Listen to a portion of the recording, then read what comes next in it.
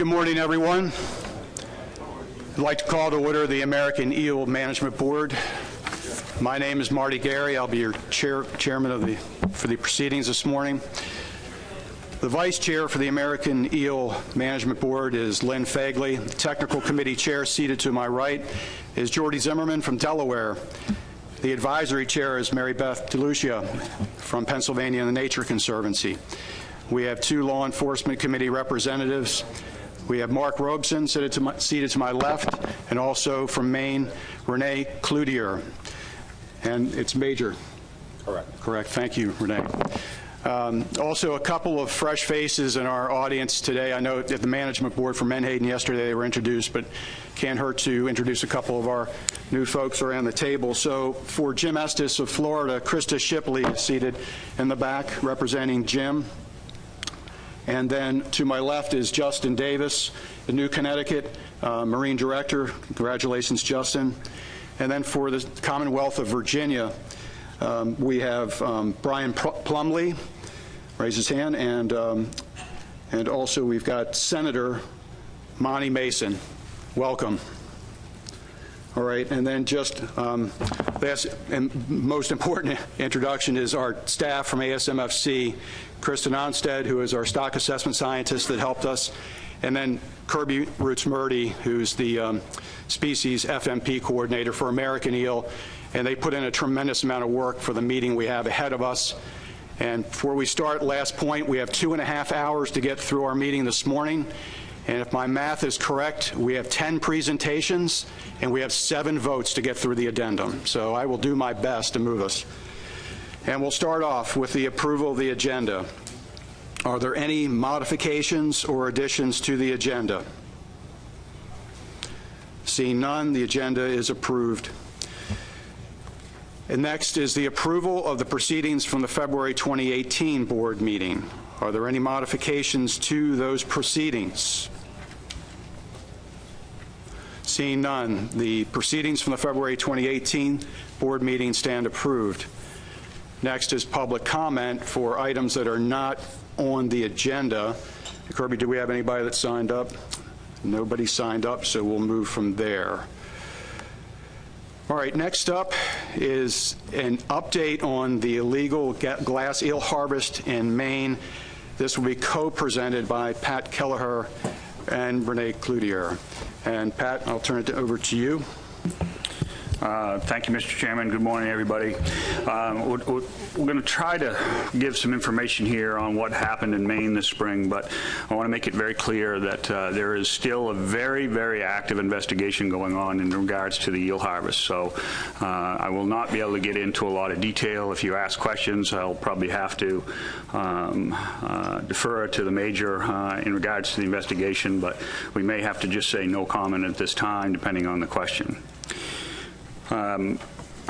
This spring, we started to receive some information in regards to the sale of glass eels with the use of cash. Cash has been outlawed in the state of Maine for any transactions of elvers or glass eels. As you all know, we've got a very good swipe card system in place. It's basically real-time monitoring of individuals' quotas, and it has worked fantastic for the last several years. We deal with about 23,000 individual transactions during the course of the season, with very little problems associated with it as far as technical issues. Bluefin Data has been a fantastic partner in this, and it's worked great. We started hearing some rumors of cash sales at the end of the 2016 season. None of it was verified. About midway through this season, we started hearing some additional rumors, and then Major Cloutier came to my office and reported to me that they had done a plainclothes sale, and that plainclothes sale confirmed the use of cash to go around the swipe card system. Upon learning of that, we expanded the investigation, and after about a week and a half time, after additional consultations with the Maine Marine Patrol, I used my emergency authority to close the fishery. I closed the fishery with over 600 pounds of quota left on the table. 600 pounds at $2,700 a pound was a substantial economic hit to individual fishermen, but we did so to not only protect the resource, but to protect the fishery.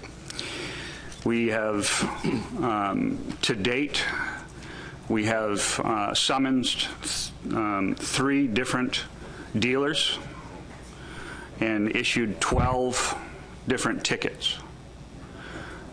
This is an ongoing investigation, as I said earlier, and the focus right now remains the harvester side of the equation, trying to determine which harvesters were selling for cash. We have a good list. That list happens to be just first names like Julie and Bob and Al. Doesn't really help us out a lot, but we're continuing to drill down on that, and we have some tools available to us that are being utilized with our partnerships at the state police and with the FBI because of potential money laundering issues associated with this. So this is a fairly substantial investigation and one that we're taking incredibly seriously and that I took seriously with my actions to use my authority to close the fishery. So with that, I don't know if Renee has anything, the Major has anything he wants to add, but I'd be happy to try to answer any questions that somebody might have.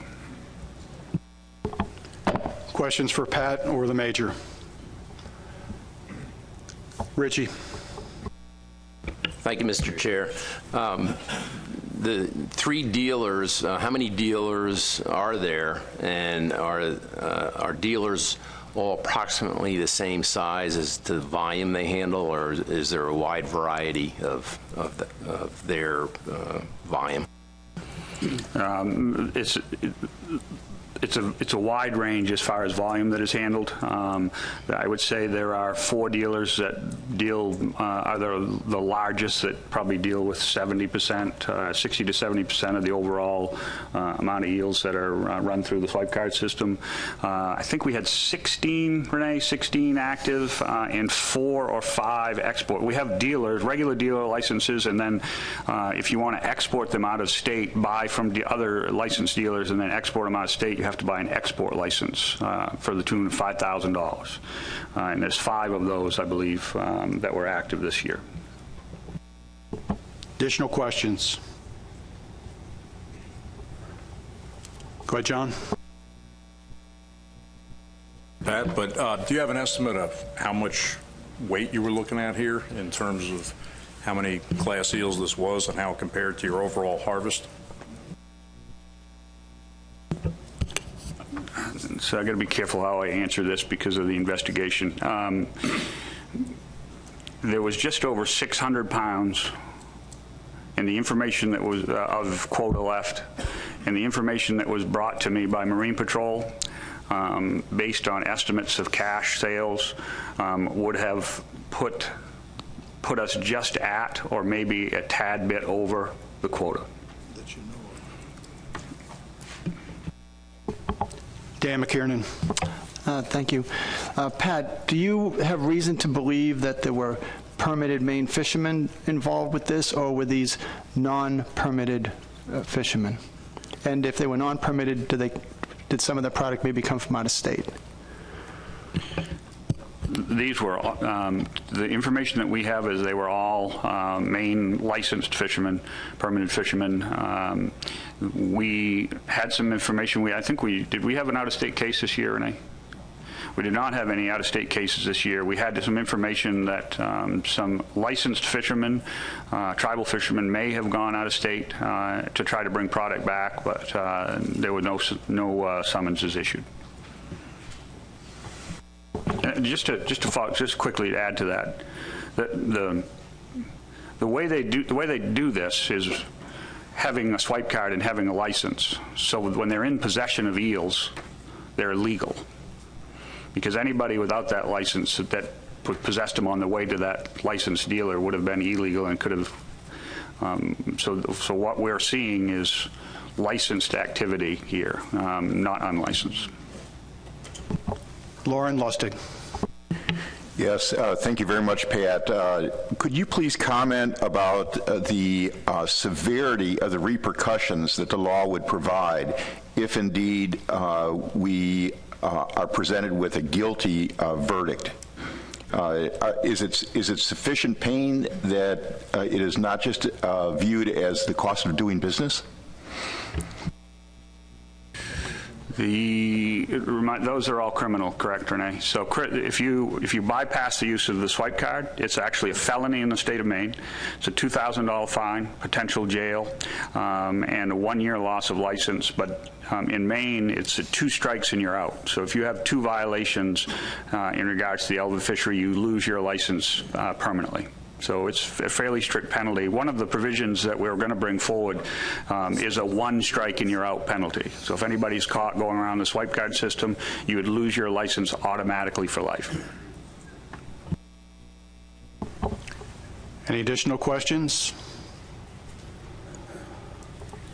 Okay, before we move on, there is one gentleman that came down from Maine who would like to speak, and I'd like to provide him that opportunity. This is Representative Jeffrey Pierce from the Maine Elvers, representing the Maine Elvers Association. Jeff, you could approach the public microphone. And if you could keep your comments to about 2 minutes, that would be appreciated. Thank you, Chairman Gary. Good morning. My name is Jeffrey Pierce. I'm here today on behalf of the Maine Elver Fishermen's Association. As many of you know, the Maine elver fisheries had a few problems this year. However, the swipe card system did work. Some buyers tried to evade the system, but once this misconduct was suspected, law enforcement officials were able to compare dealer inventories to the electronic system to prove illegal activity. This illegal activity was then stopped by Maine Marine Patrol. I'm here today to assure this board that the Maine Elver Fishermen's Association is dedicated to make sure that no illegal fishing or sale is in this fishery. We are currently working with the Department of Marine Resources, DMR, and members of the Maine State Legislature to strengthen the laws for exporters and dealers alike to be in place for the 2019 season. The Maine elver fishermen and women hope this board takes into consideration all the hard work that has been done over the last 5 years in Maine to make this fishery one of the most compliant on the eastern seaboard.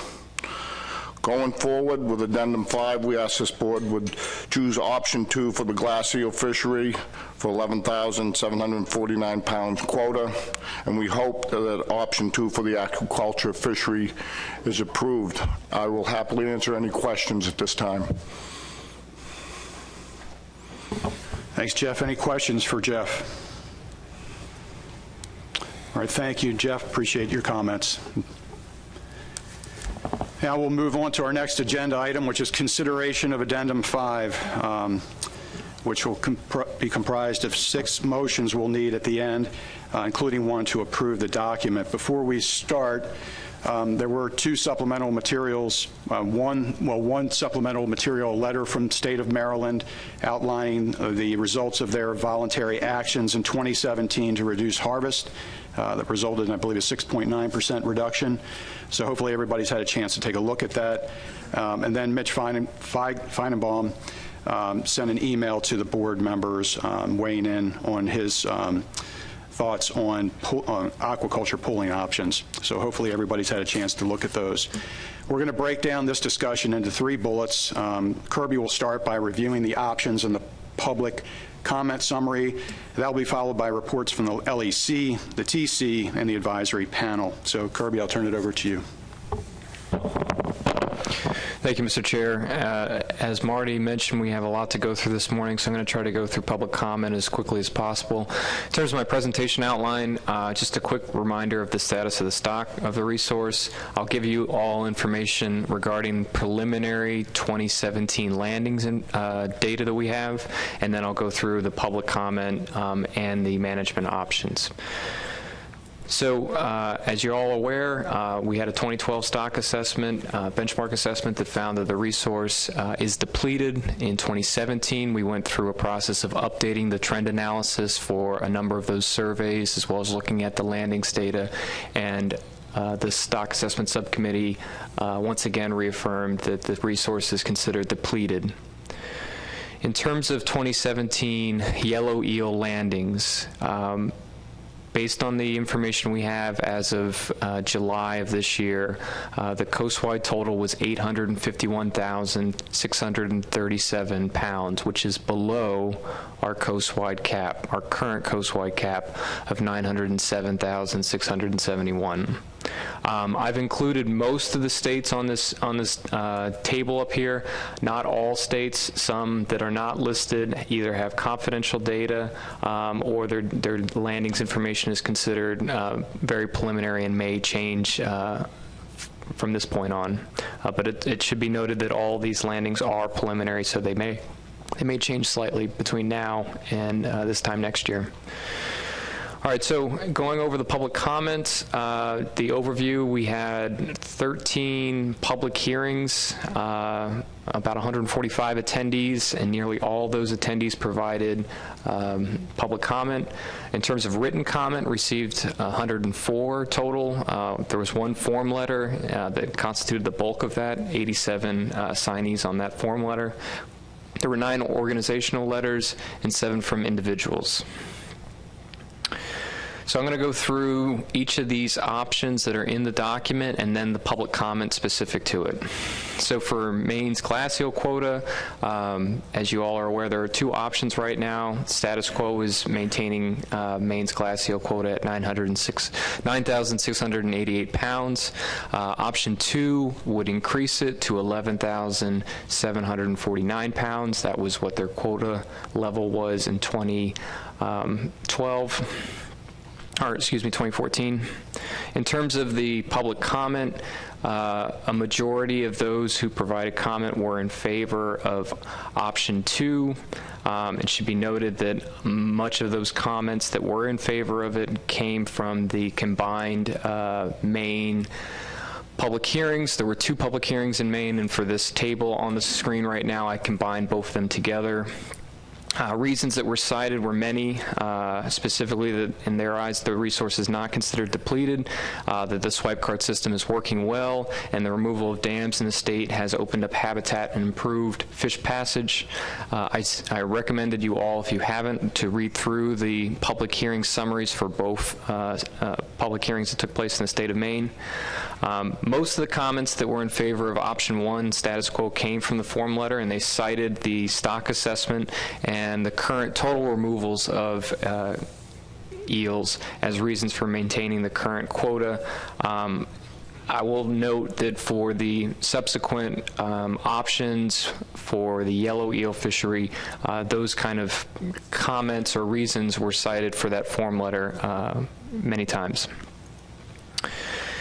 The next issue item was the proposed options for the glass eel aquaculture plan provisions. There's 2 options under this item. The first is to either stay status quo. That would be option 1. Option 2 is to change the provisions, as you all are aware, to allow pooling up to 600 pounds for 3 contiguously bordered states, as well as remove the language specific to where those glass eels are harvested from and what their contribution is to the overall stock. In terms of public comment, a majority of the comments were in favor of maintaining the status quo. In terms of the public hearing comments, most of them came from Maine's public hearing. In terms of those that were in favor of pooling, they noted for the state of Maine that it would provide more stability in the elver fishery, as well as an aquaculture facility could possibly offset some of the need for glass eel harvest. And again, I recommend reading through the public hearing summary for that. In terms of those that were in favor of option 1, again, they cited the stock assessment, the current removals, as being a main consideration for why the status quo provisions should stay in effect. Next, I'm going to go through the yellow eel options. Remember that there are 4 different issue items under the yellow eel management and subsequent options under each of them. So the first one is the coastwide cap. As you are aware, there were 4 options. The first one was to either stay at the status quo of 907,671 pounds. That's what our current cap is at. Option 2 would set the cap at 943,808 pounds, which is the median of the 1998 to 2016 landings level. Option 3 would set the cap at the mean of 1998 to 2016 landings, which would be 951,102 pounds. And then option 4 would set the cap at 836,969 pounds, which is about a 12% reduction from the time series average of 1998 to 2016. In terms of public comment on this issue item, the majority were in favor of option 3. As you can see, most of the comments that spoke in favor of that came from the public hearings.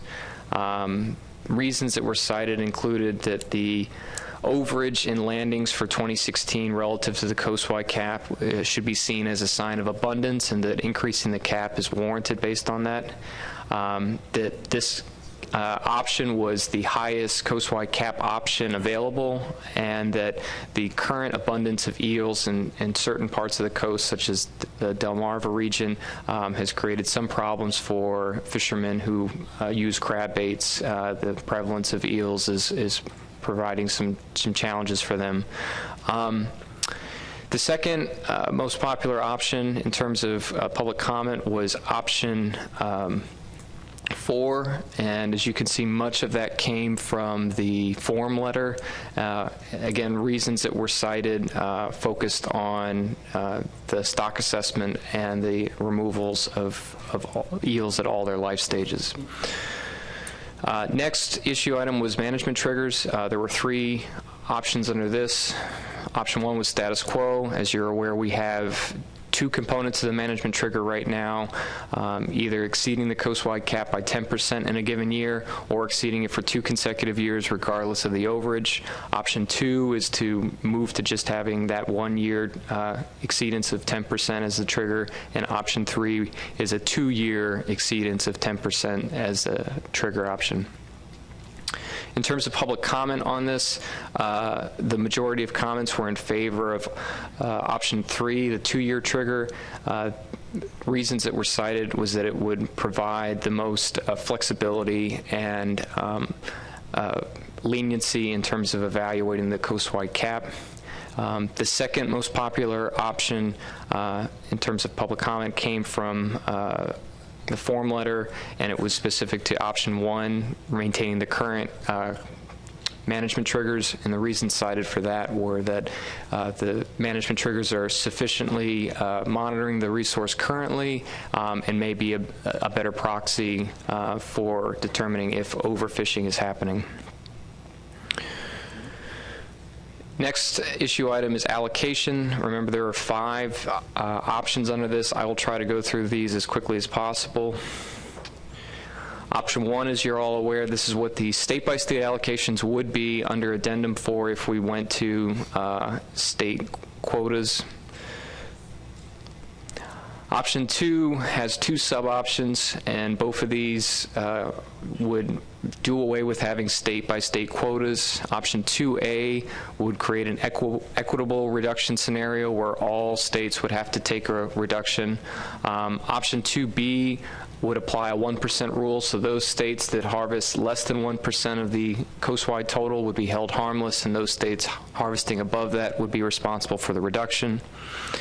Option 3 offered a modified set of quotas off of what was in the Addendum 4. There was specific criteria focused on landings in recent years, the last 5 years, and those minimally contributing states are those states that currently have 2,000 pounds would see their quota reduced, whereas those states that have a higher harvest in recent years would see more of that quota go to them. Option 4 had two sub-options. These were time series averages of yellow eel landings. So option 4A would set quotas based on the last 10 years from 2007 to 2016. Option 4B would set quotas based on average landings over the recent 5 years. And then option 5 similarly had two sub-options, and this approach would take a weighted time series average, so 50% would be devoted to the full time series of 1998 to 2016, and then the other 50% would be to either the most recent 10 years or the most recent 5 years. So for this option, or this issue item, we received probably the most dispersed comments. The majority were in favor of option 5B, but as you can see, there were a number of comments that were also in favor of option 4B. In terms of reasons cited for selecting or choosing these options, almost all public comment focused on the option either gave their state the best quota scenario, or it provided their state and others the potentially best quota option available. So the last issue item was the transfers. So option 1 would maintain that there's no ability to transfer quota if we went to a quota system after the calendar year ended. So after December 31st, no transfers would be allowed. Option 2 would allow for transfers to extend up to 45 days after the season ends, so February 15th. This is similar to what's in place with the Black Sea Bass Fishery Management Plan. In terms of public comment, there were an overwhelming majority of people in favor of option 2, extending the quota transfer provisions if we went to state-by-state quotas, to allow up until February 15th for those to happen. Most of the reasons cited were the increased flexibility this option afforded the states in doing the accounting and ensuring that they stayed within their quota. So that wraps up the public comment that we received on this addendum. I just have this slide up here now to show, again, that when we get to the board's consideration of this draft addendum 5, this is the order we're going to go through each of these issue items and then in turn vote on options on them. So with that, I'll take any questions. Thank you. John Clark. Thank you, Mr. Chair. Not so much a comment, Kirby, or a question, but a comment. You had up there the cap at 907, yet that's been revised to 916, right? So at the hearings, you told people it was 916,000 pounds was the actual status quo? No, I didn't. What the 907,671 is the status quo. We can't revise the status quo based on new landings data. If you look at the same time frame that was used to make that coastwide cap of 907, the updated data is now showing that would be 916,000. And so if the board wanted to select a coastwide cap option that differed from these, because of the range, they could select 916,000, but it's not what the new status quo is. Does that make sense? Okay, got it. So in other words, if we vote on straight status quo here, it would still be 907, but if we wanted to use the actual revised status quo, which is the actual landings, it would be the 916. Got it. Jim Gilmore. Thank you, Mr. Chairman. Kirby, on the slide for the 2017 harvest, you said that you didn't have all the landings and some of them were still, I guess, estimates. Is it, I guess, your feeling that we're going to stay under the cap, or do you have any idea if we're going to go over it or not?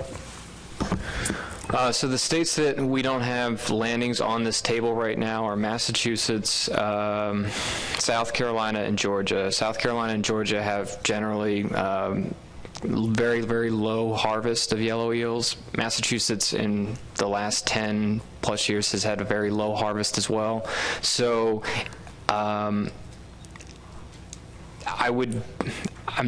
can't say whether or not that any of these state landings would be significantly revised, but based on the information we have right now, it doesn't appear that the coastwide cap would be exceeded for this year. Further questions for Kirby? Rob O'Reilly. Thank you, Mr. Chairman. Thank you, Kirby. And on that same theme, Kirby, can you comment on, there was a working group that met several times through conference calls, and one of the things that occurred was a revision, which I think about half the states needed to revise their landings.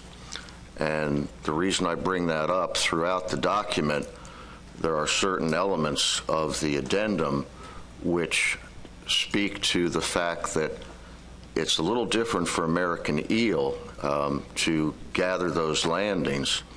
And although ACCSP helped an awful lot and got us to the point where we finally all had landings that were, in some cases, for about half the states, I think, different from what's in Addendum 4. Nonetheless, this situation for American eel is one where, in some states, for example, it's not a marine water situation. And I'm just wondering if you can, I'll talk about that later too, but can you comment on the process that was gone through with the working group to finally resolve what the landings actually were? Thank you. Yeah, so as Rob mentioned, there was a working group that was formed to help develop this draft addendum. And so last year, 2017, in the fall through the early part of 2018, we went through a process of asking all the states to confirm the landings information that was laid out in Addendum 4, so the previous addendum. And the states went through a process of being contacted by ACCSP to validate those landings. For a number of states, including Virginia, it was determined that there was landings data that had not been considered before because of the inland fisheries versus marine fisheries agencies. And so there were a few states that saw their landings changed quite a bit. For others, it was not significant, but we have been working to get those updated landings into ACCSP, and so as of now, we have the most up-to-date information we have on the yellow eel landings. Additional questions for Kirby? All right. Next up will be reports from the LEC, TC, and the AP. We'll start off with Mark Robson for the LEC. Mark, if you could take it over. Thank you, Mr. Chairman, and good morning, everybody. The Law Enforcement Committee had a teleconference in June, on June 28th. We provided a written summary to you for your further reading and some more details, so I'll just go over the highlights. But with regard to the addendum, we focused our comments on two of the key issues for law enforcement questions. The first being the changing of the glass eel quota. And the Law Enforcement Committee consensus was that had no real specific concerns regarding raising the quota or leaving it where it was, and that would impinge on any enforcement resources or capabilities. With regard to the aquaculture provisions, there were a lot of questions and some confusion about the proposal to have a pooled aquaculture harvest allowance of 600 pounds for multiple states, given the nascent character of this industry and the fact that currently only 2 states have any kind of legal harvest at this time. However, there weren't any necessarily complicated enforcement issues that we could foresee as a result of allowing this pooled harvest among contiguous states. There could be some enforcement problems in those states where eels were being harvested and then moved across state lines to a facility as part of the pool quota, particularly if that state didn't have any otherwise legal harvest. But at this point, they didn't foresee any overwhelming problems that couldn't be addressed. And I think that really addresses the 2 main issues with regard to the addendum, Mr. Chairman. Thank you, Mark. Questions for Mark? All right, then we will then turn the Next presentation to the chairman of the technical committee, Jordy Zimmerman from Delaware, to provide the TC report. Thank you, Mr. Chairman. Hello, everyone. We met back in July to discuss Addendum 5, a couple other issues.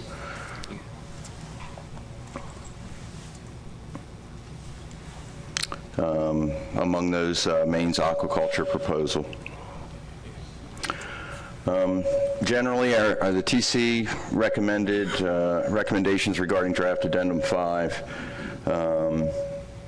We discussed the language regarding maturity in the yellow eel fishery, a statement that was in the addendum in your meeting materials, harvest overages, aquaculture pooling across states, and the language regarding minimal contribution regarding the aquaculture plan.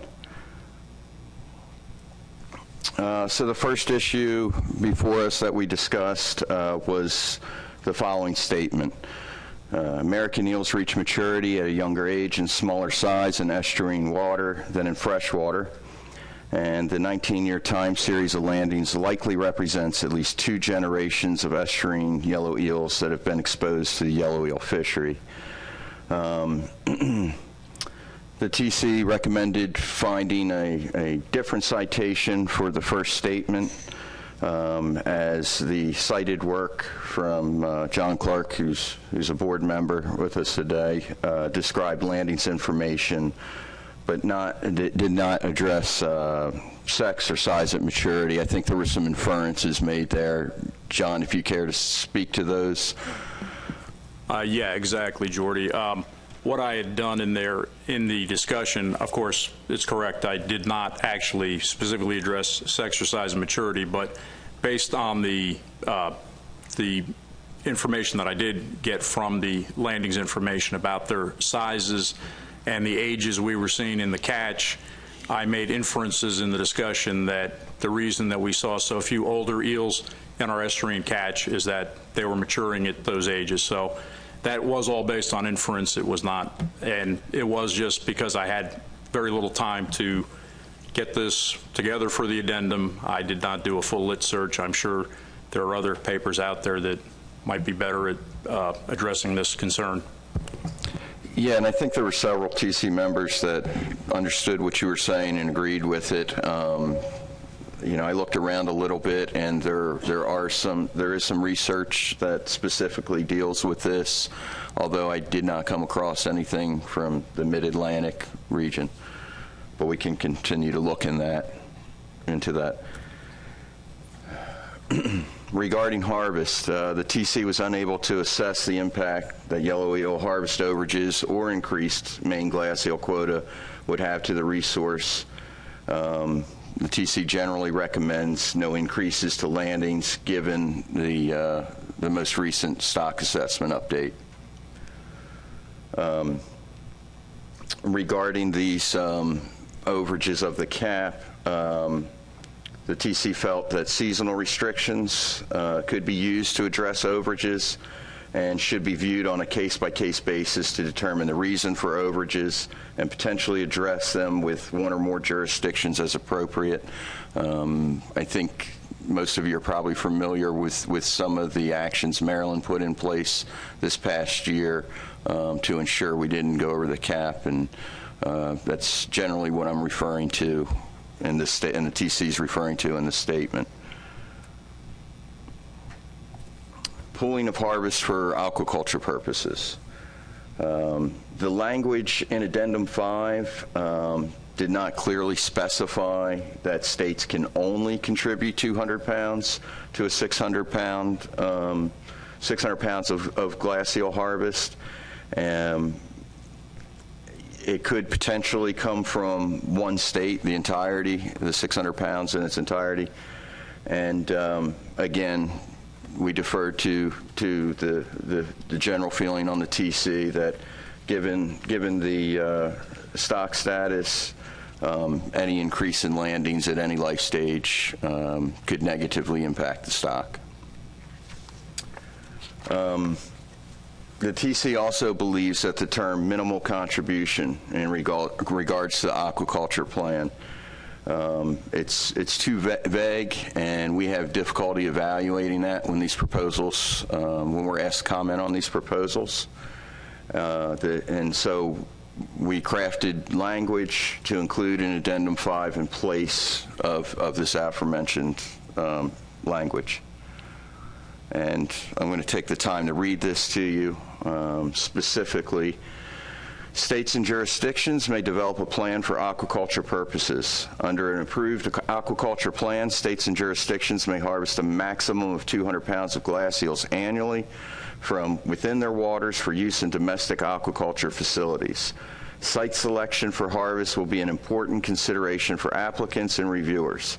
Suitable harvest locations will be evaluated with a preference to locations that have 1, established or proposed glass eel monitoring, 2, are favorable to law enforcement, and 3, watershed characteristics that are prone to relatively high mortality rates. Watersheds known to have features such as impassable dams or limited upstream habitat, limited water quality of upstream habitat, and hydropower mortality that would be expected to cause lower eel productivity and or higher glass eel mortality will be preferred targets for glass eel harvest. This is not an exclusive requirement because there will be coastal regions with interest in the eel aquaculture where preferred watershed features do not occur or are not easily demonstrated. In all cases, the applicant should demonstrate that the above 3 interests were prioritized and considered.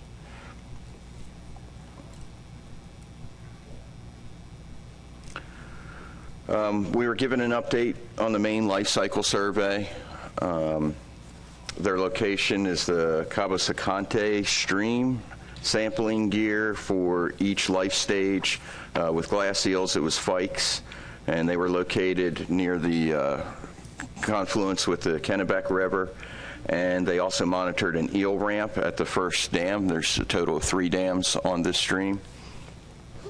For the yellow life stage, it was a combination of baited pots and electrofishing. And for the silver stage, again, they employed Fikes and some Ditson monitoring at one of the dams.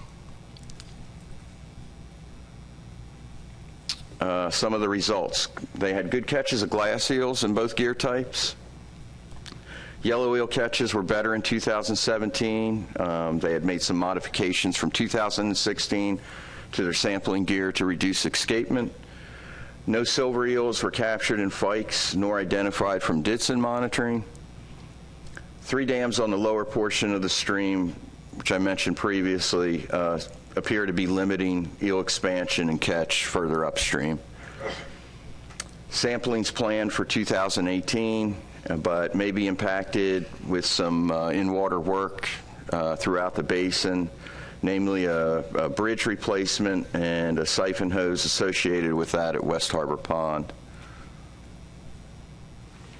The TC was satisfied with Maine's effort in conducting the survey. We had one recommendation, and that was increasing the number of pot sets and reducing the soak time from 48 to 24 hours to generate more useful CPUE and mark recapture data.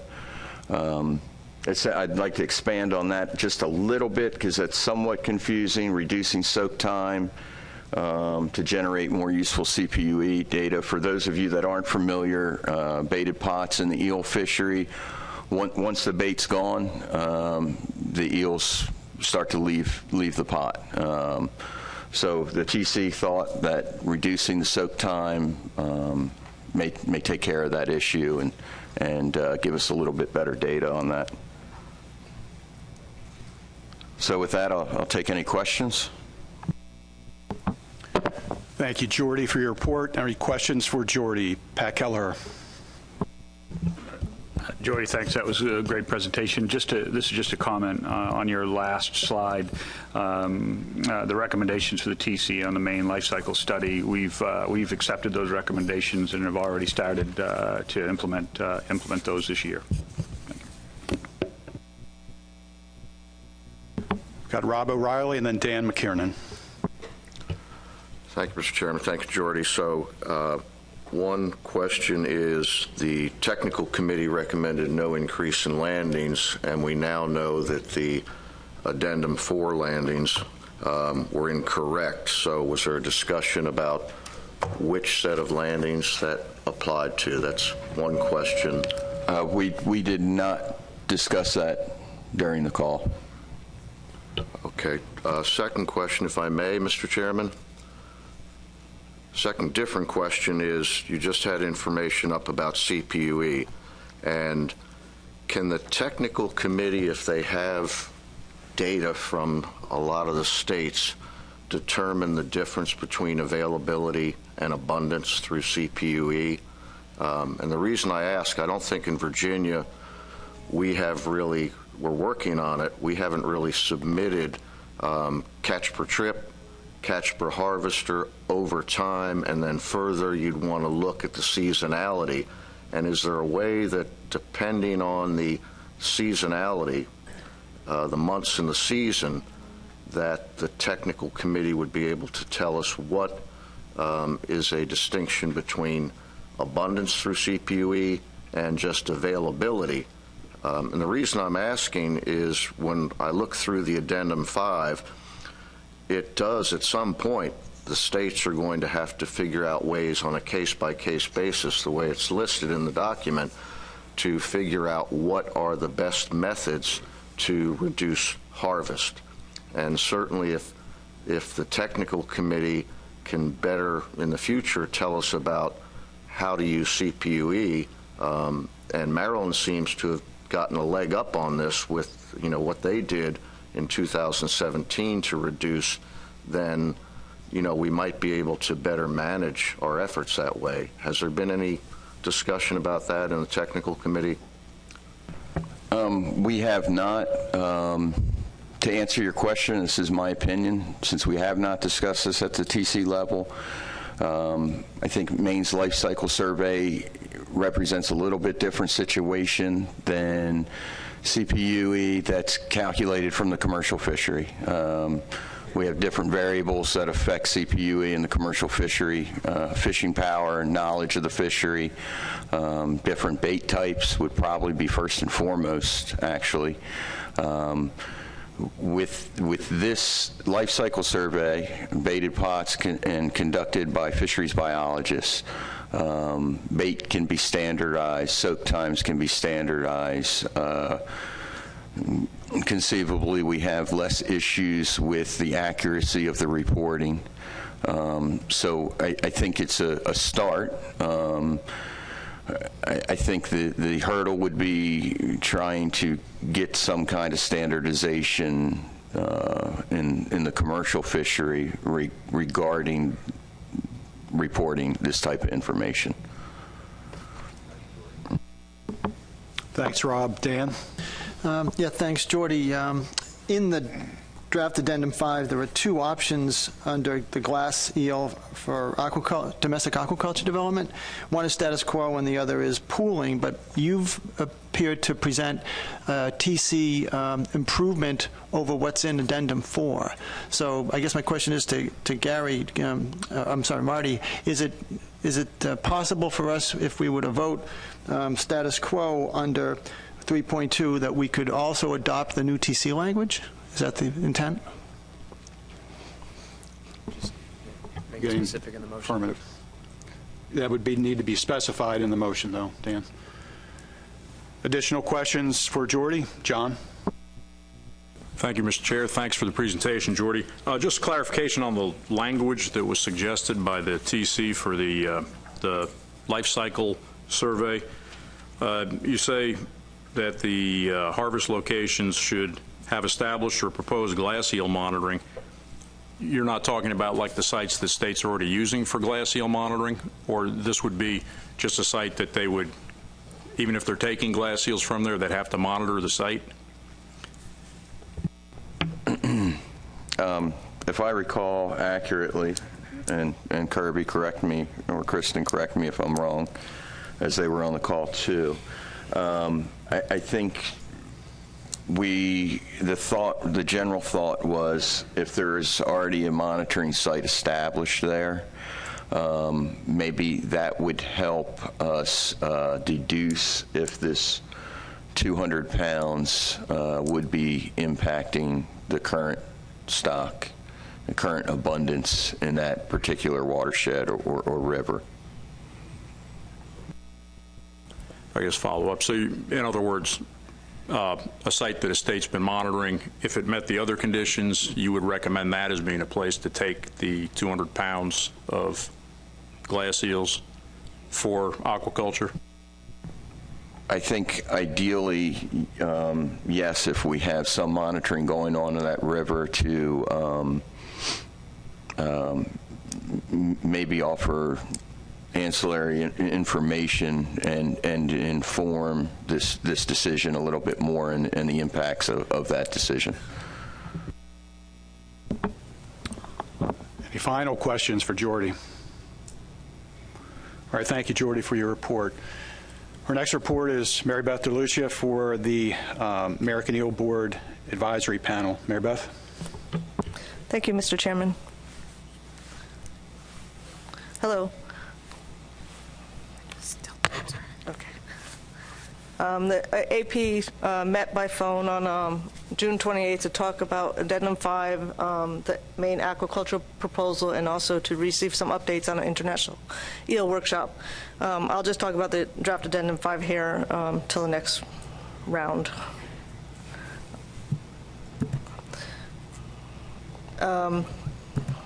So the Maine glass eel quota, one thing I probably should point out is there's only 3 AP members on the call. So I kind of split it out since it was pretty easy to split out the options. Two members were in favor of option 1, the status quo of the 9,688. There were some concerns about the poaching with the new news of the illegal harvest, and also that raising the quota would go against the advice to reduce mortality on all life stages from the 2012 stock assessment. One AP member was in favor of option 2, raising the quota to 11,749 pounds. They stated Maine's quick response in dealing with the illegal harvest, and that Maine has a good handle on the fishery. I'm used to. Let's see, for glass eel, for the aquacultural provisions, there was unanimous support from the AP for a pooling of the aquaculture harvest allowance. The AP suggested it would spread the impact, and that 200 pounds are just not enough for a business to operate sustainably. There were some concerns noted, that frustration that option 2 did not include states pooling to complete a new life cycle survey. I think they felt that Maine has to do it, and if the other states, the wording didn't suggest that the other states pooling would have to do that life cycle survey. And kind of following on the law enforcement committee, the enforcement of transport across state lines was a concern, and how that would be handled. For the yellow eel, the coastwide cap, two members supported option 4, the 12% reduction of the time series from the 1998-2016 landings. It's in line with the previous recommendations of the TC in 2014 and in light of the 2012 stock assessment. Both AP members' second choice, if number 4 wasn't chosen, would be option 1, the status quo. One AP member supported option 3, suggesting the historical fishery averaged closer to 2 million pounds annually, and genetics research indicating a significant breeding population. Their second choice would be option 2, in the median of the 1998 to 2016 landings. Regarding yellow eel management triggers, all AP members supported option 3, the 2-year exceedance of the coastwide cap by 10%. We all felt that it buffer fluctuations in landings and make it easier for the states to manage the fishery. state allocations on the Yellow Eel. One member, AP member, indicated a preference for option 1 status quo and a strong opposition, if I recall, to option 2. The other 2 AP members, including myself, had no preference due to the complexity. It made my head hurt to read it.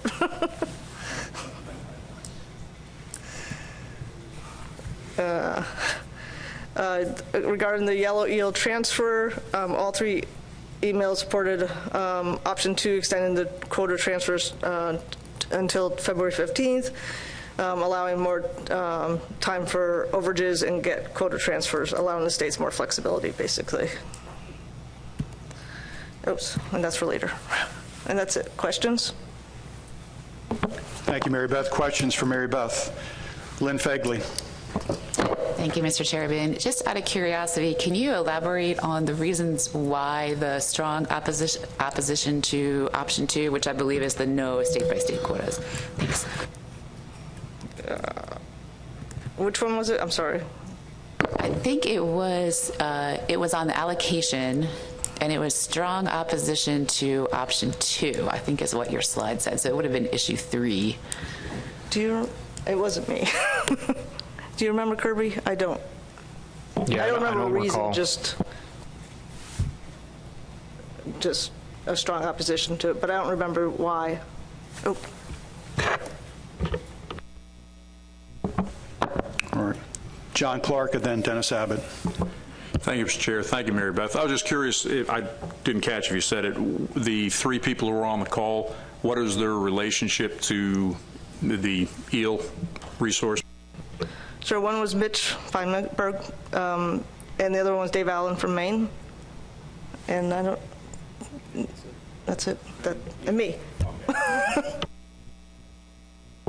Dennis. Yeah, thank you, Mr. Chair. Thank you, Mary Beth, for a good report. The one thing that struck me was the fact that you only had 3 folks, and I was wondering if Kirby or yourself could tell me how many members are there on the AP at the present time, without me looking it up. Yeah, I'd have to look it up, but all states within the management unit, whoever declared interests, have the ability to have an AP member. Yeah. So ballpark at least 15. Yeah, thank you. Other questions for Mary Beth? All right, thank you, Mary Beth, for your report. Before we move into consideration for final approval of draft Addendum 5, I do want to give the board members one last bite at the apple to ask questions of either Kirby, Mark, Jordy, or Mary Beth. Just realize that this is your opportunity to assimilate information, get your questions answered. Once we shift into this next part, we want to focus all of your energy toward hopefully developing some motions to address these different options. So I just want to give you one last chance if you haven't gotten a question answered. Okay. Justin. Thank you, Mr. Chair. This is a question for the technical folks. You know, I understand when it comes to assessment of this species, we're in kind of a data-limited situation, and that there's been a recommendation to reduce harvest at all life stages. I'm wondering if there's anything from the assessment or the literature that was reviewed as part of the assessment that would give any indication of whether future population status would be more or less sensitive to harvest at different life stages. So, for instance, would increased harvest at the glass eel phase versus the yellow eel phase, you know, be more likely to keep the population in a depleted status, or is there just no way of knowing? I think I understand what you're saying, and if we're, you know, going to exert more effort in one direction or the other regarding the eel's life history and life cycle, I think there's plenty of people that could argue all 3 stages, argue for or against, but I think not taking the easy way out here, but I think it would be really hard to determine, you know, whether you're taking young of the year, whether you're taking something like a silver eel that's may have spent, you know, 20 or more years in a freshwater habitat. We don't fully understand the impacts that the eel parasite, the swim bladder parasite's having. Would we be saving all these silver eels just to not make it back to the Sargasso and spawn? I mean, an interesting question, but one that I wouldn't feel comfortable giving you a definitive answer on. Thanks, Jordy. And we have Lynn Fagley. Thank you, Mr. Chairman, and thank you to you all. And I'm not actually sure exactly who this question is for, but I'm still trying to wrap my head around the aquaculture pooling, and the glass eel piece remains a little bit mystical to me. And I wonder why, in the aquaculture, why is it difficult to purchase those glass eels from the current glass eel harvest in Maine? Maybe it's a question for Pat. So why is it necessary? I'm just wondering what is the advantage over the pooling of states to just purchasing those eels for aquaculture from harvesters in Maine? Pat? Lynn, I think some of those questions will be answered during the presentation on the Maine aquaculture proposal. It's not difficult to purchase those eels. It's just damn expensive. That's sort of what it comes down to. And I think the idea is to, with these, whether pooling or buying, just dealing with one state, the idea is to be able to, I hate subsidies, but subsidize an operation to help get it off the ground and get it moving forward.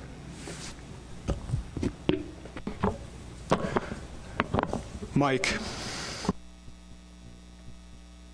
Thank you, Mr. Chair.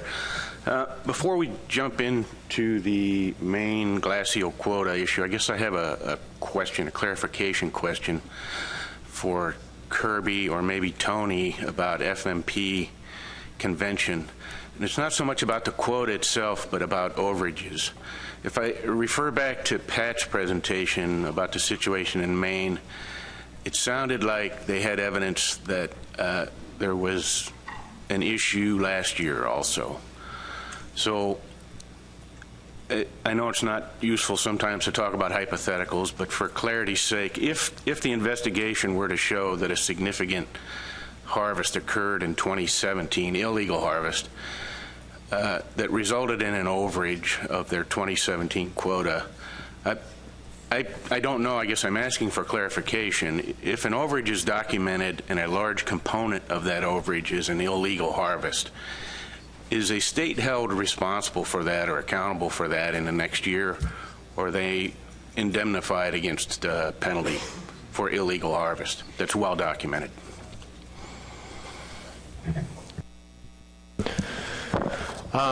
So I'm trying to pull up right now Addendum 4, but my understanding is that the quota provisions generally are that if there's an overage, it's a pound-for-pound payback. Where it gets a little confusing is regarding whether this is illegal harvest that's happening. We have this for a number of fisheries where if, illegal harvest of, say, summer flounder or black sea bass are counted against the state's quota, we don't normally do that, but I'll maybe look to Tony if she has any other additional thoughts. So we actually talked about this a little bit at executive committee, and it depends on the state. Some states will put illegal harvest towards their state quota, and others do not, and it's something that we're going to collect information on what each state does, and then come back and have a conversation, including in that conversation NOAA and potentially the Fish and Wildlife Service, and particularly NOAA, though, for those species that are jointly managed. And so I would turn to Pat to ask him if the landings will be counted within the state's quota, because if it is, then it's pound per pound. It would be a pound per pound overage, and would, since the 18 fishery has already occurred, then it would come out of the 19's quota once we had the final information. Pat? Yeah, thanks for that. Thanks for the question, Mike. So when Marine Patrol seizes any illegal eels, Marine Patrol officers actually carry a swipe card. Those eels are, because we don't know the source of those eels, and for biosecurity issues, if they came from out of state or from waters where we don't want bad stuff brought into the state of Maine, we actually swipe those cards and actually sell them and libel that product. And those eels are then counted towards the overall quota. In the situation that we had last year, it is, as I said earlier, it is an estimate. And I closed the fishery. You know, we could have gone. You know, we could have gone over. There's no question, but it is not known. So if the investigation leads to a point where we have evidence, direct evidence of that weight, then we would report those eels as part of the catch, even though they were around the swipe card system. And if we are over, then we would deduct that overage from the following year, as the FMP states.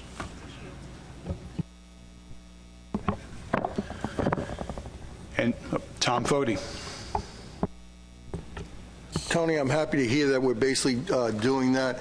We've had this problem ongoing, whether it was summer flounder, whether it was striped bass, of dealing with illegal catches and where we basically take the quota off. And most of the time we're just forgiven, you know, especially the large ones where it was a couple of million pounds. So we really need to figure out how we're going to deal with those issues. Additional questions? John Clark. Thank you, Mr. Chair. This is just following up on the glass eel issue. I've been thinking about that contiguous states, and I saw that I think a lot of the attendees at the hearings were fine with the idea of states pooling quota, but I know informally I've heard that it probably wouldn't be real popular, like for Delaware to give 200 pounds to another state, Maryland, New Jersey, whatever. I'm just curious, for example, with Maine, I saw New Hampshire and Massachusetts didn't have public hearings on this. I'm just curious if those states, if they were approached about 200 pounds of glass eels going to Maine, if they would be favorable to something like that. Cherie? Thank you, Mr. Chair. New Hampshire currently has rules in place that don't allow the harvest, so we would not be able to participate in that process. Thanks, Cherie. Dan, did you want to comment on Commonwealth, their perspective? Or?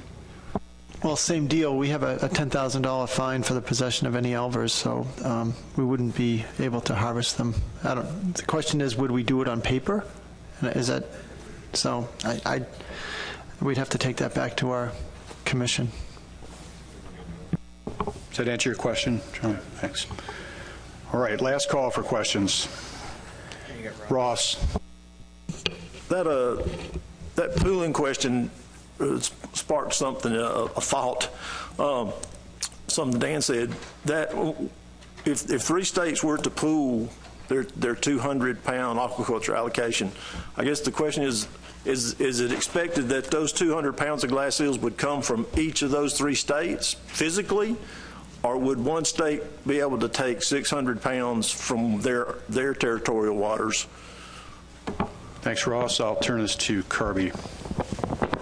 Yeah, so Ross, as I think you're aware, the draft Addendum 5 leaves open the possibility that if this option were to be approved, those 3 states could determine how they wanted to handle that harvest. If they wanted to have it all take place in one state, they could do that. If they wanted to have it spread across each of those 3 states, they could also do that. So it would be at those states' discretion what they want to put forward in a proposal for the board to consider for approval. Thanks, Kirby.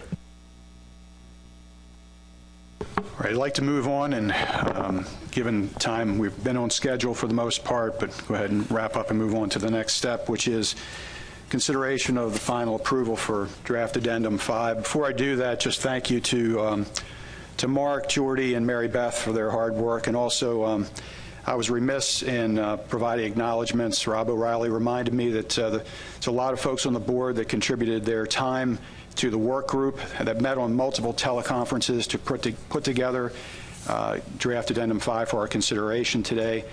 And my final miss today was Sarah Farrar is here for Representative Sarah Peak, so I wanted to welcome and thank you for your attendance. Okay, so we'll move on to consideration of draft Addendum 5, and again, we want to focus our energy on putting together, hopefully our questions have been answered, and developing some motions related to the options specifically. So the first one up will be under Section 3.1, proposed options for Maine's glass eel quota, and we've got a couple of different options there, status quo, and we have one for Maine quota option 2 of 11,749 pounds, and look for some proposal. Pat? Thank you, Mr. Chairman. I have a motion that I sent to staff. If we can get it on the board. Thank you. And if I get a second, I'll give some rationale. Move to conditionally approve Section 3.1, Option 2. Increase Maine glass eels quota increase Maine's glass eel quota to 11,749 pounds, pending the strengthening of Maine laws governing the Elver fishery.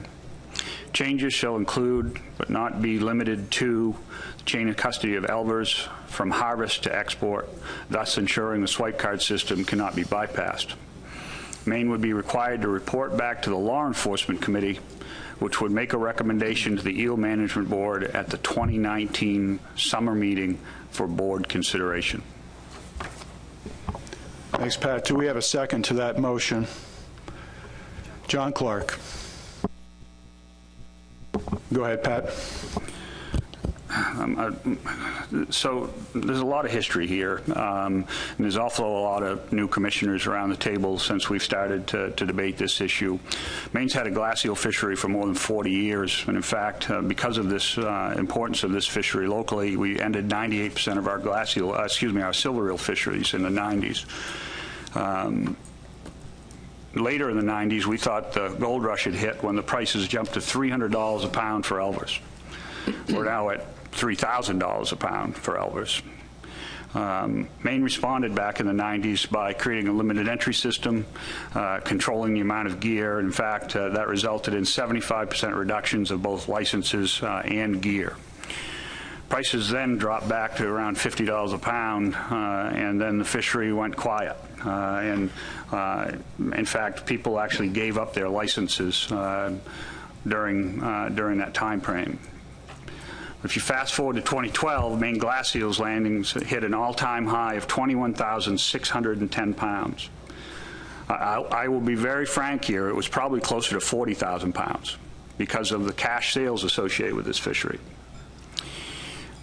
Maine spent a tremendous amount of time and energy tightening up the laws and regulations around this fishery to ensure that the poaching problems were taken care of. Over the next 2 years, we worked in concert with this board. The Department of Marine Resources responded by instituting a voluntary reduction of 35% from the 18,000 pounds that was landed in 2013 and established a glass eel quota of 11,749 pounds, which we're asking to go back to today. Maine instituted individual fishing quotas. Penalties were moved from civil and moved up to criminal. The two-strike provision that I talked about earlier was put into place, and we now have the ability to permanently revoke licenses.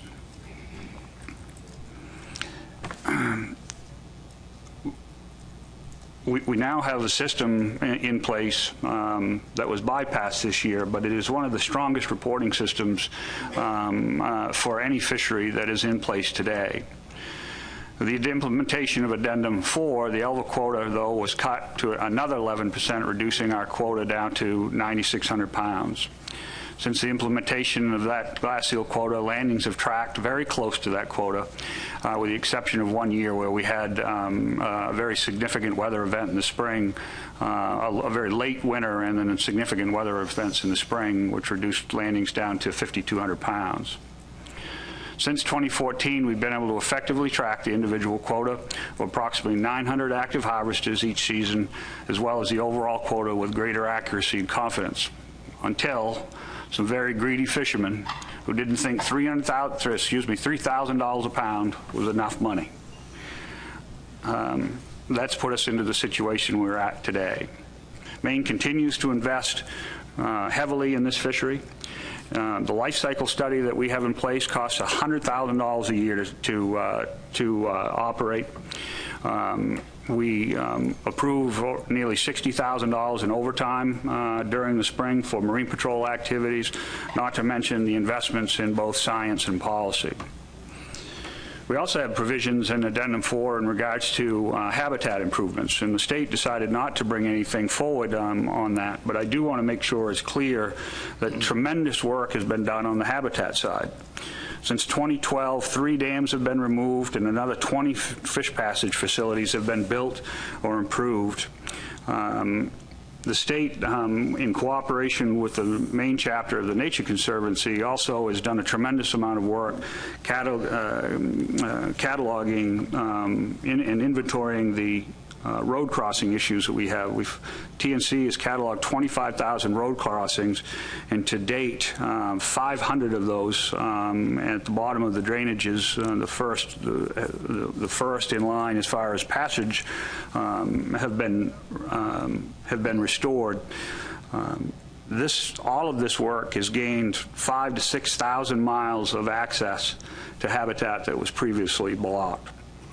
There's also an access bond for road crossing improvements that has been put in place by the Department of Environmental Protection. They've earmarked $5.4 million for culvert upgrades, and they've awarded 72 grants. And there's an additional several $1 million that will be put on the table today. I put all this information on the table today, Mr. Chairman, to show this board that the state of Maine takes fish passage and the promulgation of our elver fishery very, very seriously. And with that in mind, I would urge members of the board to support this motion. Thank you. Thanks, Pat. I'll open it up to discussion, but before we do, the way the motion's written, do I understand that the earliest this could be implemented would be spring of 2020? That's correct. I'll open it up for discussion to this motion. Board members, Tom Fote.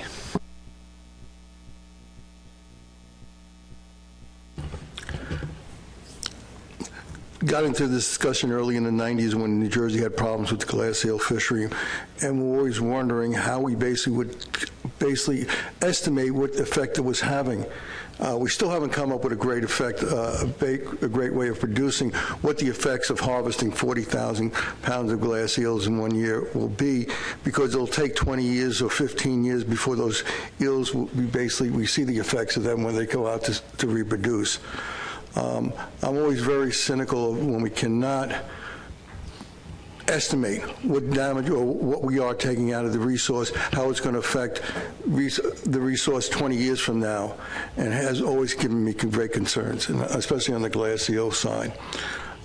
So I'm having a problem raising any quota on glass eels until I know what the effects will be, because 20 years from now I will not be sitting around this table at that age, because I'm not going to hear at 92. I'm like Dave Hart, who was here at 92, but I'm not doing that, and I don't want to leave that consequences to somebody else. So I'm still skeptical about approving any increase in the glass eel harvest till we have a better handle of what the problems were. Thank you, Tom. Roy Miller. Thank you, Mr. Chair. I, too, share Tom's concerns with the proposal. I'd like to state up front that I'm impressed with the efforts that Maine has gone through to strengthen their reporting and their monitoring of this fishery and their efforts towards enhancing fish passage. Nonetheless, our only advice from the stock assessment scientist through 2 assessment cycles was that this stock remains depleted. And also, we don't know what the effect of harvest of Maine glass eels would have on the rest of the East Coast glass eel relative abundance, if any effect. The TC reiterated again today, they're not able to separate out those sources of pre-spawning mortality and to tell us which life stage is the more significant one in terms of harvest. So for those general misgivings, I kind of favor status quo. Thank you. Dennis Abbott. Thank you, Mr. Chairman.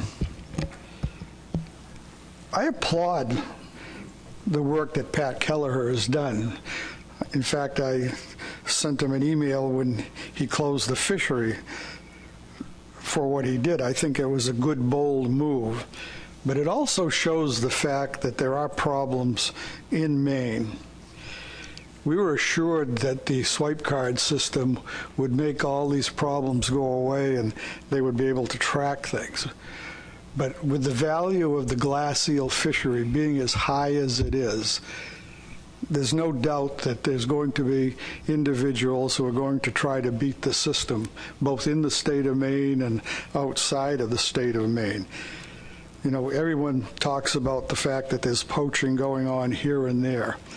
I think we also know the difficulty that law enforcement officers in all states, and especially, well, not especially in Maine, but in Maine, what percentage of offenses do they catch the offender?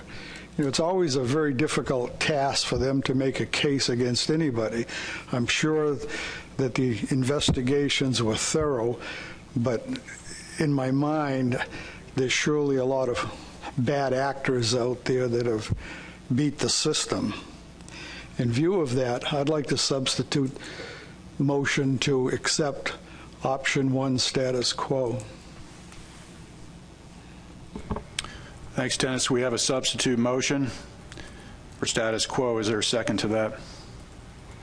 Roy Miller.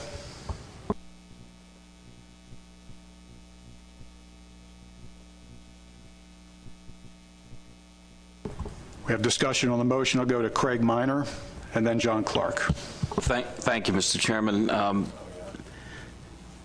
I had some questions that I wanted to direct to Pat, but in light of this substitute motion, it wouldn't be appropriate for me, I don't think, to direct those questions. And so I wonder if the maker of the motion would temporarily withdraw it to allow the people that had some questions trying to reach a decision on the original motion. Thank you, Senator Minor. First of all, the motion that's been made and seconded no longer belongs to me. And whatever questions you have, I think the chair could decide whether they're appropriate or not. So I think the chair would allow you the latitude probably to ask whatever questions are on your mind. I'll leave that to the chair. Senator, I think we can entertain your questions.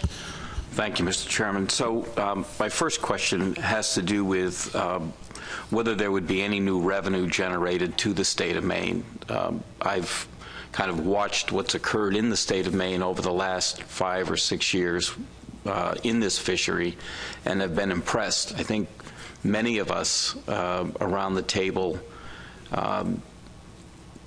in one way or another have not either appropriated the dollars or have chosen other obligations. Unlike the state of Maine, I think the state of Maine has taken the eel fishery very seriously. So with this additional expanded harvest, is it anticipated that there might be some revenue, additional revenue to the state of Maine as a result of the additional poundage? Not directly. Maine has already instituted a increase in license fees. We've already put in place, I mentioned the very high price of dealer license, especially the export license.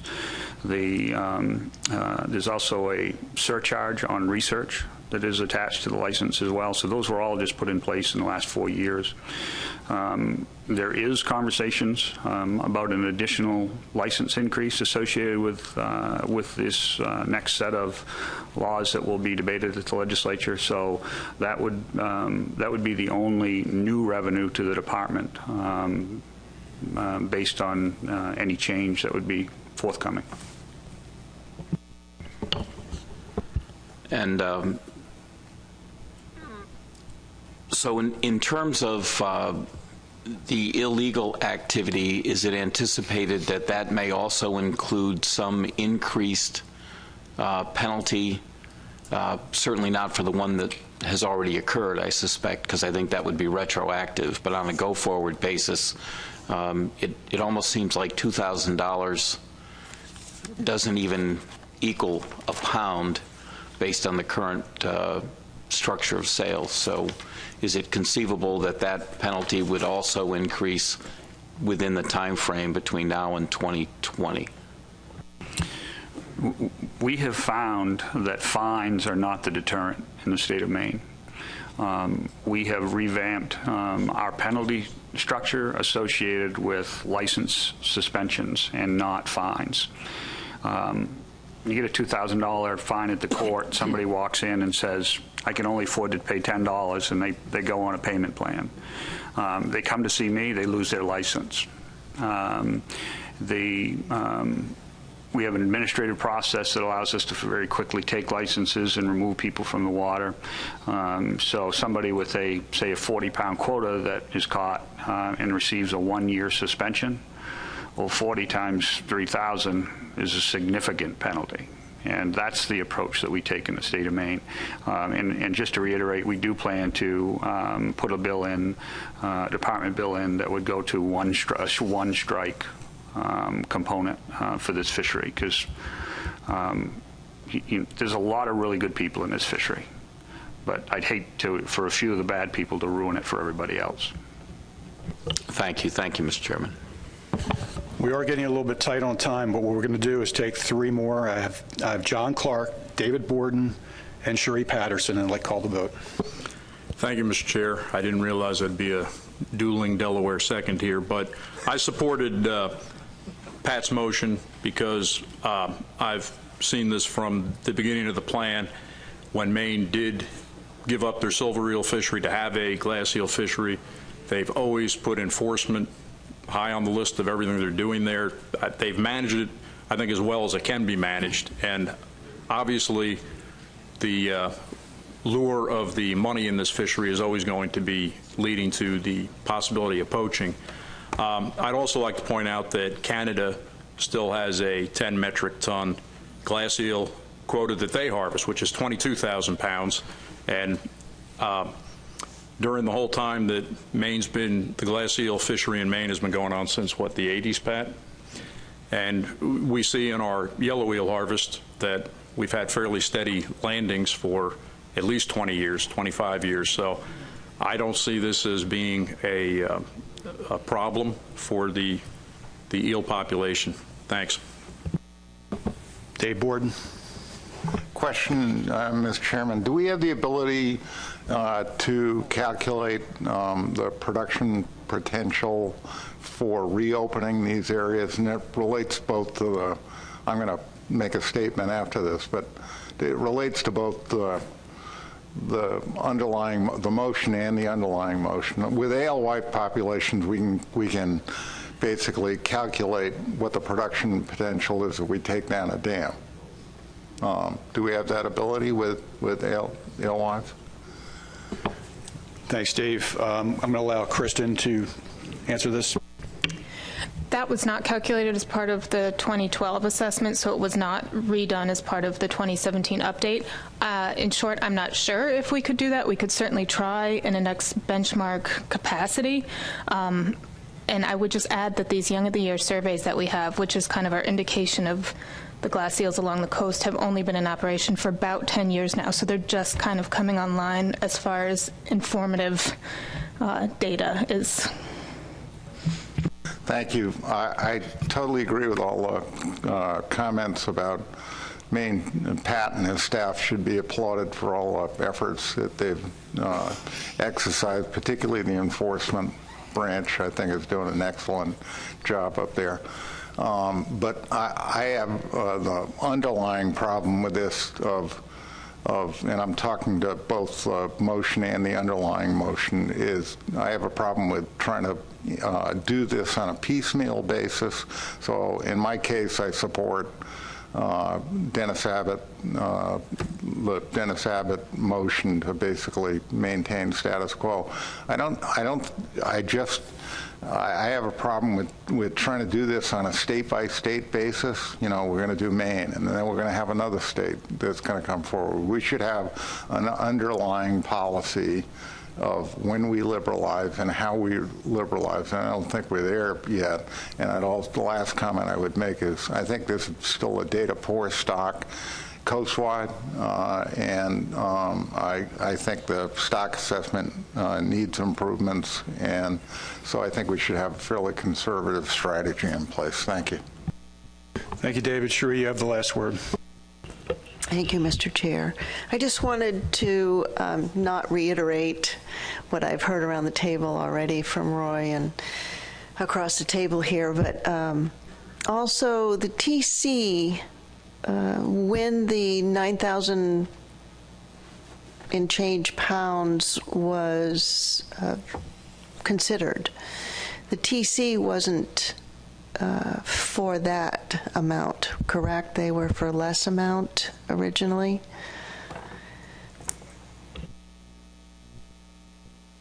I don't recall exactly, but generally from other discussions that I do recall, that sounds probably pretty accurate.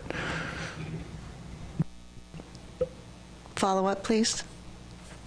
Go ahead, Cherie. So I just wanted to indicate that while Maine has been doing a great job at monitoring their fishery, that even at the 9,000 and change poundage, that was more than what was originally thought to be viable for a fishery. Thank you. All right, we're going to go ahead and call for the vote.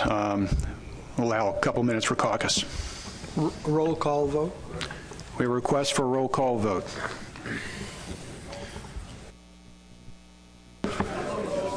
All right, we'll call for the vote.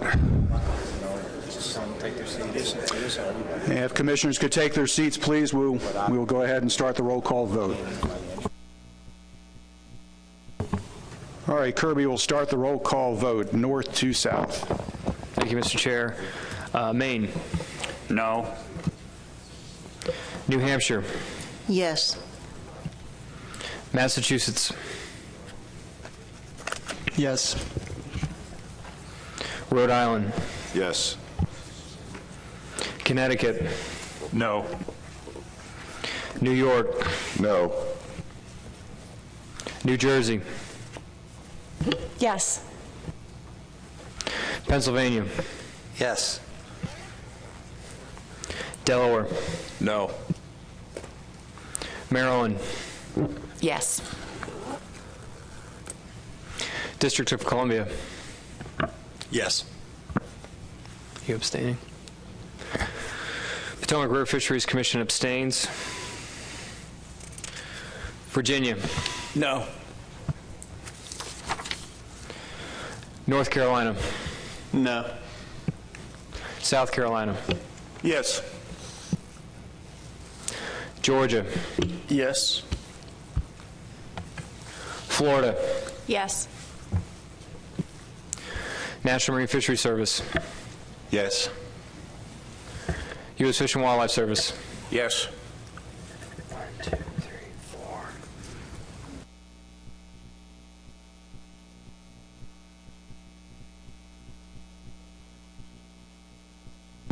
4. The motion passes 7-6 to 1-0. No, it's more than that.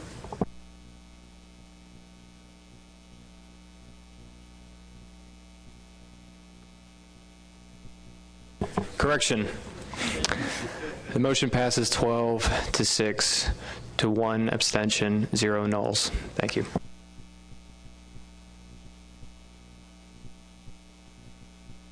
Moves to become. Go ahead, Pat. I appreciate the comments in regards to the technical committee and advice on this issue, and I certainly accept them. I do want to make sure or caution the board that if we talk about enforcement issues in regards to a fishery to not let it move forward, then we need to look seriously at every FMP that we have. And I'm going to use the offshore area 3 in the lobster fishery where there's 0 enforcement. So if we're going to stop fisheries from being promulgated or expanded upon because of enforcement issues, then we should shut the Area 3 lobster fishery down today. So just a word of caution when we start talking about enforcements and concerns in regards to enforcement. So that's my editorial for the day. Thank you for the... Thank you, Pat. All right, we're going to move to section 3.2, proposed...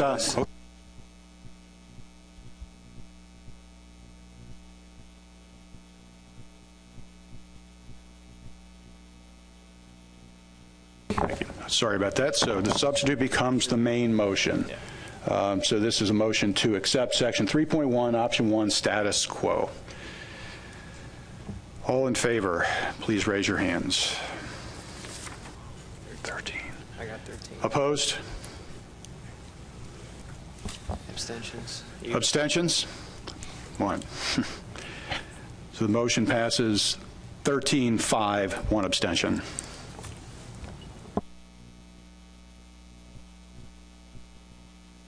And no. 0 no. All right, now we can move to section 3.2, proposed options of glass eel aquaculture plans. There are 2 options here, status quo and pooling of harvest allowance across states and jurisdictions. Is there a motion that a board member is willing to put forward? Dan McKiernan. Yeah, I move that we adopt option 1, status quo, but with the additional language presented today by the technical committee to redefine the parameters that were set up in Addendum 4.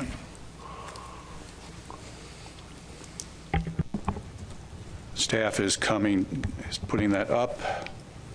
Do we have a second to that motion? Pat Kelleher.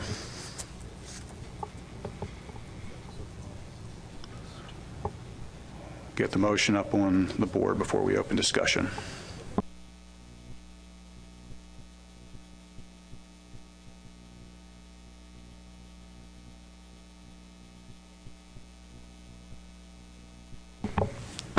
Dan, does that capture your thoughts? All right, we'll open this up for discussion amongst the board members. Any discussion? None. It's that straightforward. Are you ready for the call for a vote? So I read it in. I'll read this in before we call. Move to adopt under section 3.2, option 1, status quo for glass eel aquaculture provisions with the additional language presented today by the technical committee to redefine the measures established by Addendum 4. Motion by Mr. McKiernan, second by Mr. Kelleher. All of those in favor, please raise your hands. Raise them high. And raise them high. Opposed, sir. 1 abstention, PRC. Any null votes? 0. Motion passes 18 in favor, none opposed, 1 abstention.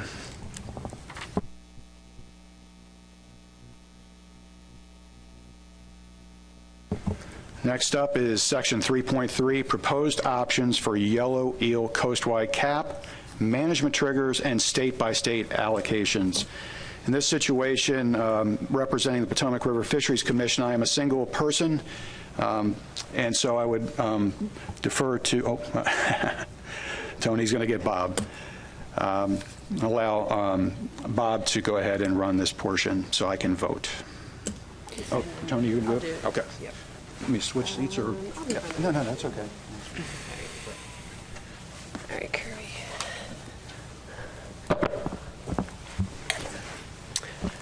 Mr. Clark.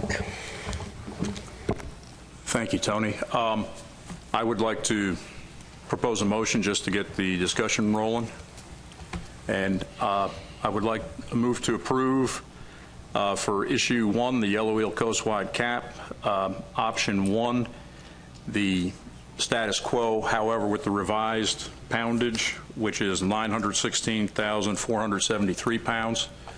And then for the issue 2, the management trigger, I would like to go to propose option 3, 2 consecutive years of exceeding the coastwide cap by 10%.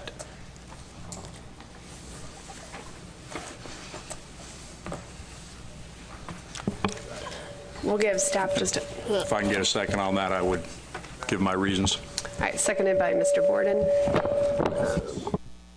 And we'll give staff just a second to get it up on the screen. But John, if you'd like to give your rationale while staff is doing that. And then when you're done with your rationale, we'll make sure we have the right motion up on the board. Yes, thank you, Tony. Based on what the performance of this yellow eel fishery for the past, as I said, over 20 years, I think this option adheres to what was recommended by the technical committee, that we stick to the status quo for the actual cap, but recognizes that the status quo that was in the plan or was originally in the plan was actually not the actual status quo. I think the management triggers having 2 years of over 10%, giving the variation that we've seen in landings. This does give us the type of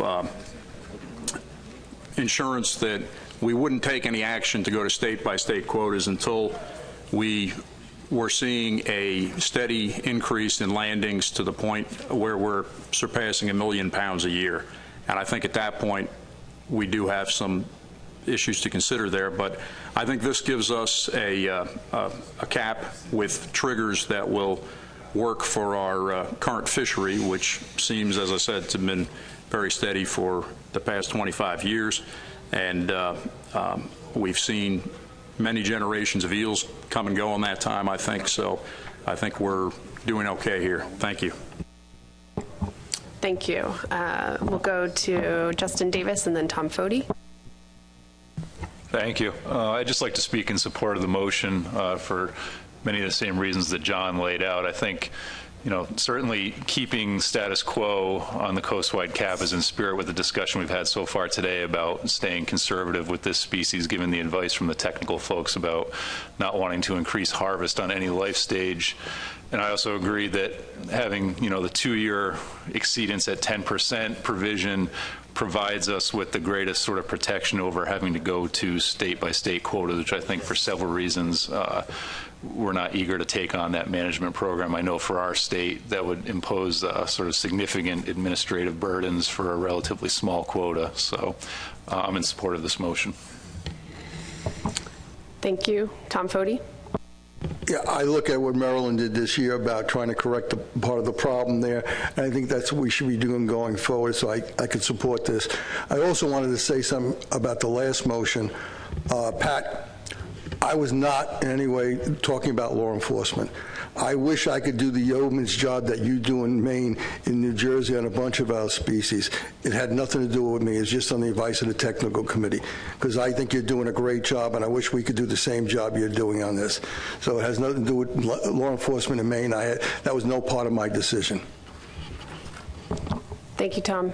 Rob O'Reilly.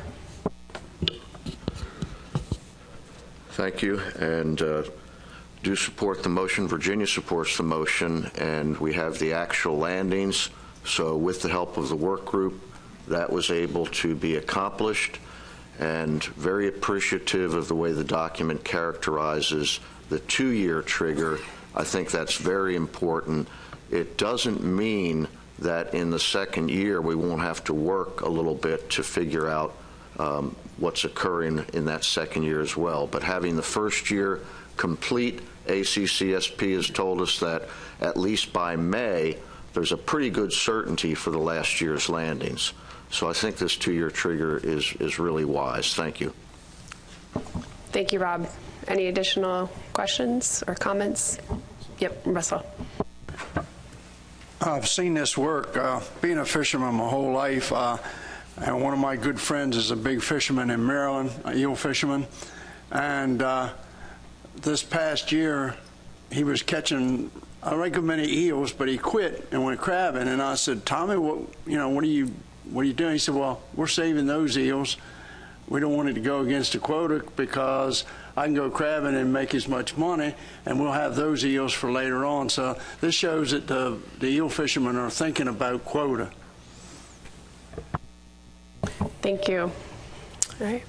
Without any other comments, we will go ahead and vote on this. I will read it into the record. Move to adopt under Section 3.1, Issue 1, Coastwide Cap, Option 1, status quo with the updated landings of 916,473 pounds, and Issue 2, Management Triggers, Option 3, 2 years of exceeding the coastwide cap by 10%. Motion by Mr. Clark, seconded by Mr. Borden. Do we need any time to caucus? Seeing no heads, all in favor, raise your hand. Any opposed? Any abstentions? Any null votes? Motion carries 17-2, 0 abstentions and 0 null votes.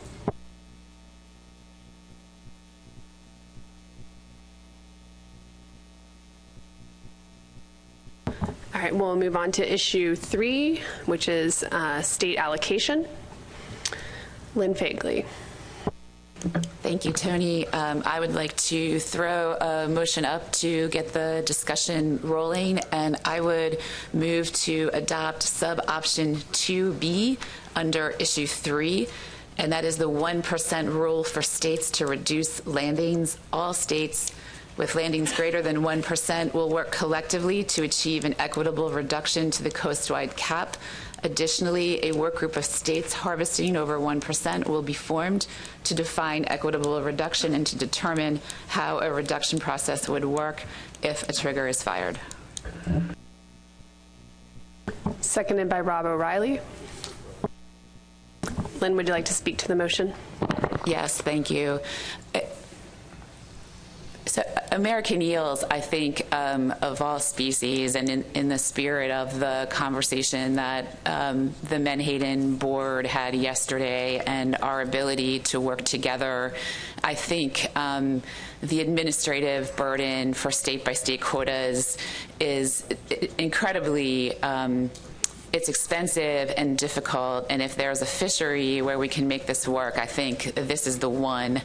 The state of Maryland, we are the big harvester.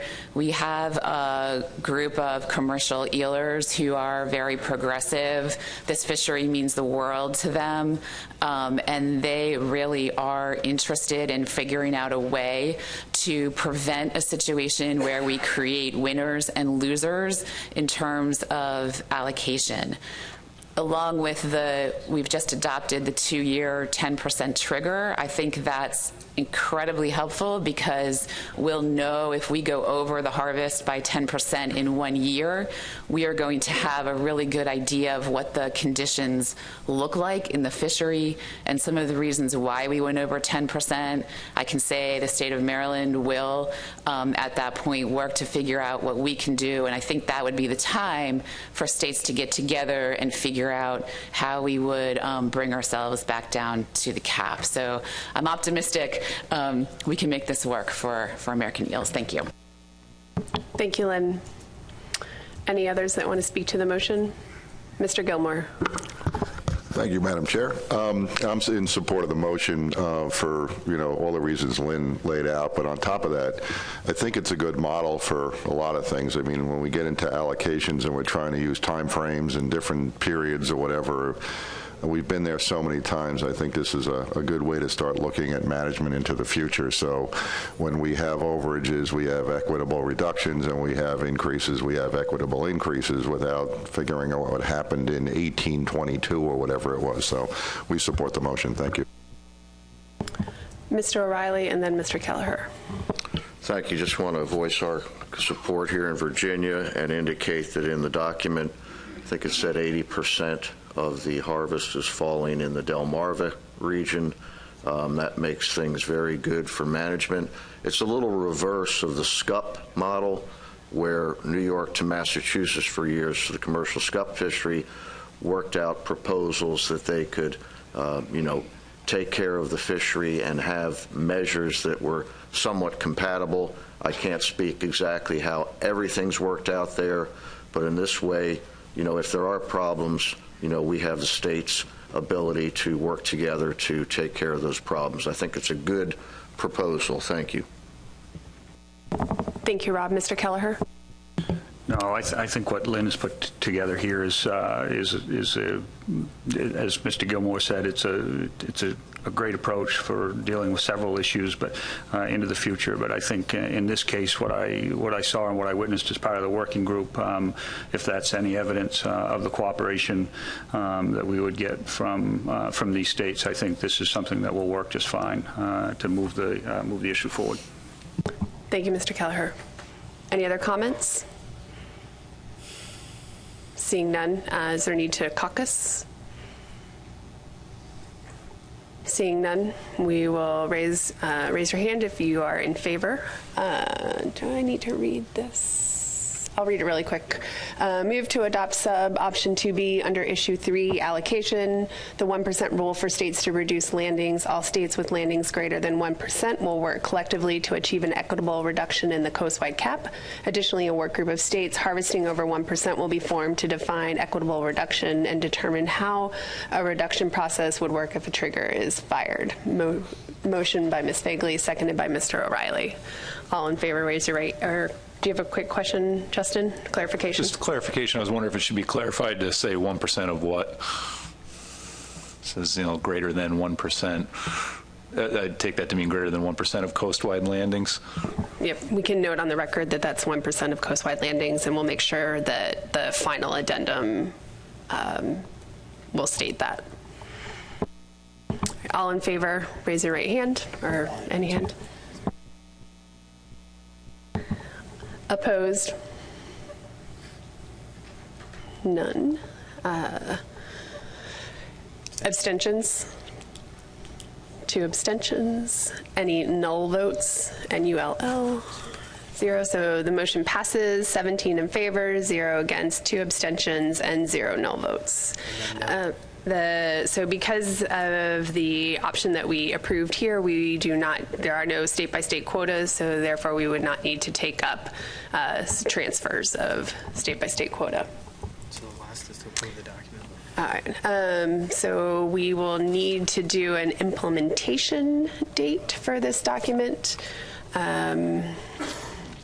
If there's a suggestion, and I will note that for the document, what we'll do, because the work group will still have to put together a program, we'll go ahead and approve this document, or vote on approving this document today, and then have an implementation date, and note in the document when we publish it that there will be additional information provided once the work group has made a recommendation to the board and the board has finalized that process. So we will put that in the document when it's published to say that there will be additional information coming. But for implementation, I look to the board.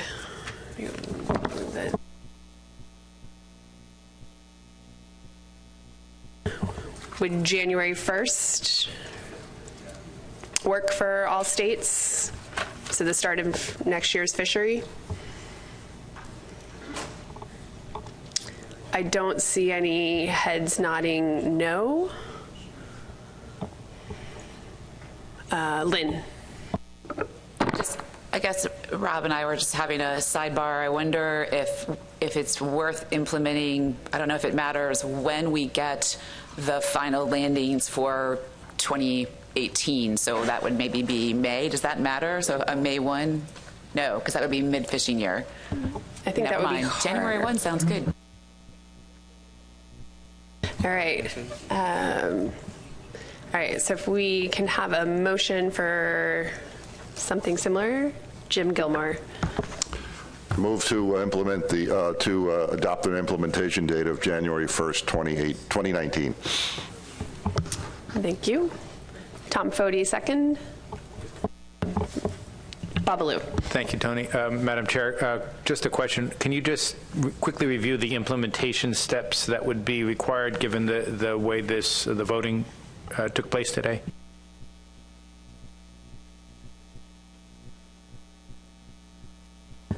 I'm trying to think if there has to be any individual changes in the state regulations. I don't know if any states actually have the coastwide quota in their books.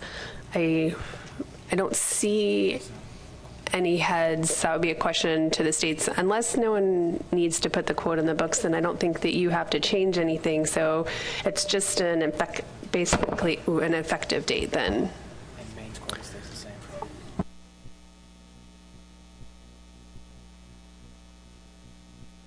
So all in favor, or is there any objection to this implementation date?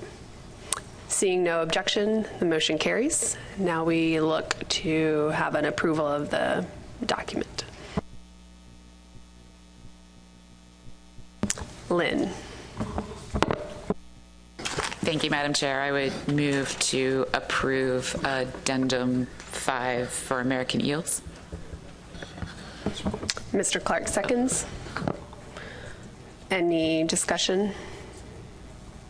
Seeing none, I'm going to try to see if there's any objection. Otherwise, we would need to do a roll call vote since it's final action. If you need to abstain, I can note that on the record. Lynn. Sorry, Tony. I just wonder if that should say Addendum 5 for American eels as modified today. That will work, Lynn. Thank you. Seeing no objection, the motion carries.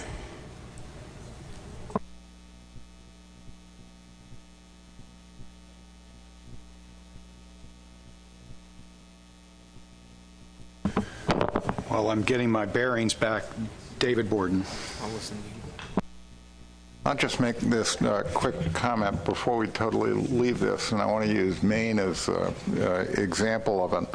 Maine is doing exactly what every state around the table should be encouraged to do. They're putting the resources into the fiscal resources, into the species that really need it. And I personally think that what we need to do before we totally leave this, I think we need to task somebody with developing a policy and criteria that determine when and how states liberalize their eel regulations. And the policy should encourage activities and management of the species, including enforcement programs that expand the available habitat for all life stages of eels. I mean, using Maine as the example in this whole exercise, I would think that if we had a policy like that that did that, then it would make it much easier for us to deal with these types of issues instead of dealing with them on a specific case basis. All right, Tony.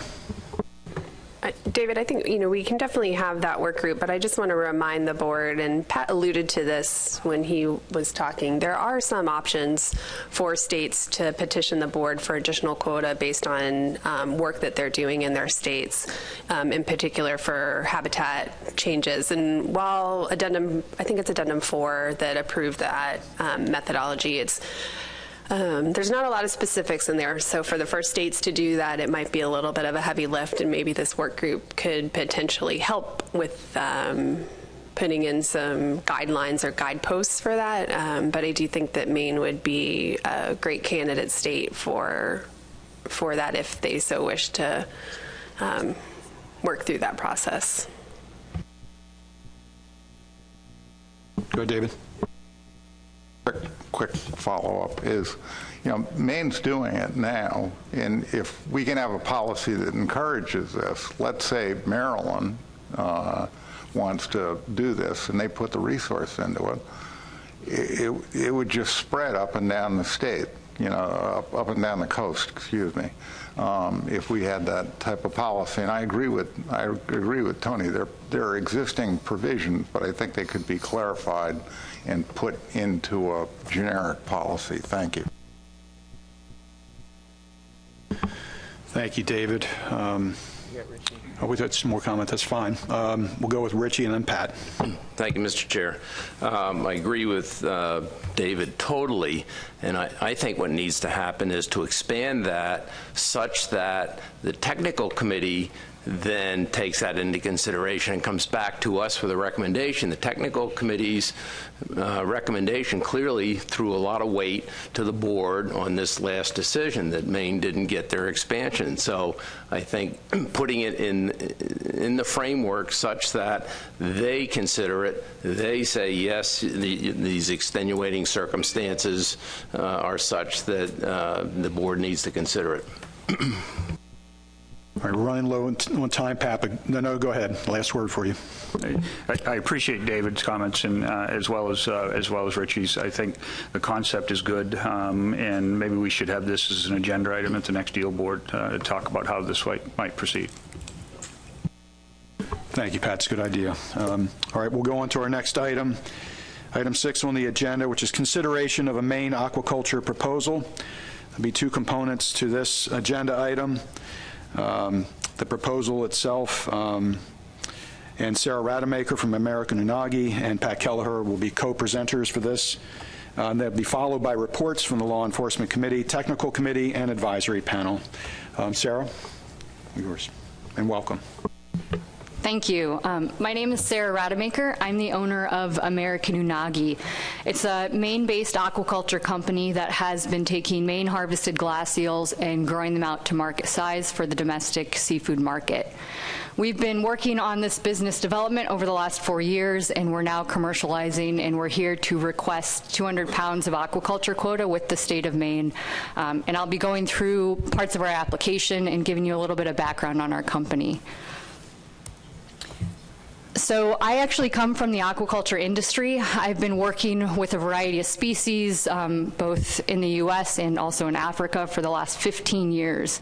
I came back to Maine with the intention of starting an aquaculture business, not initially with eels, but I was looking for a species that could be grown in land-based aquaculture that ultimately had a connection to Maine.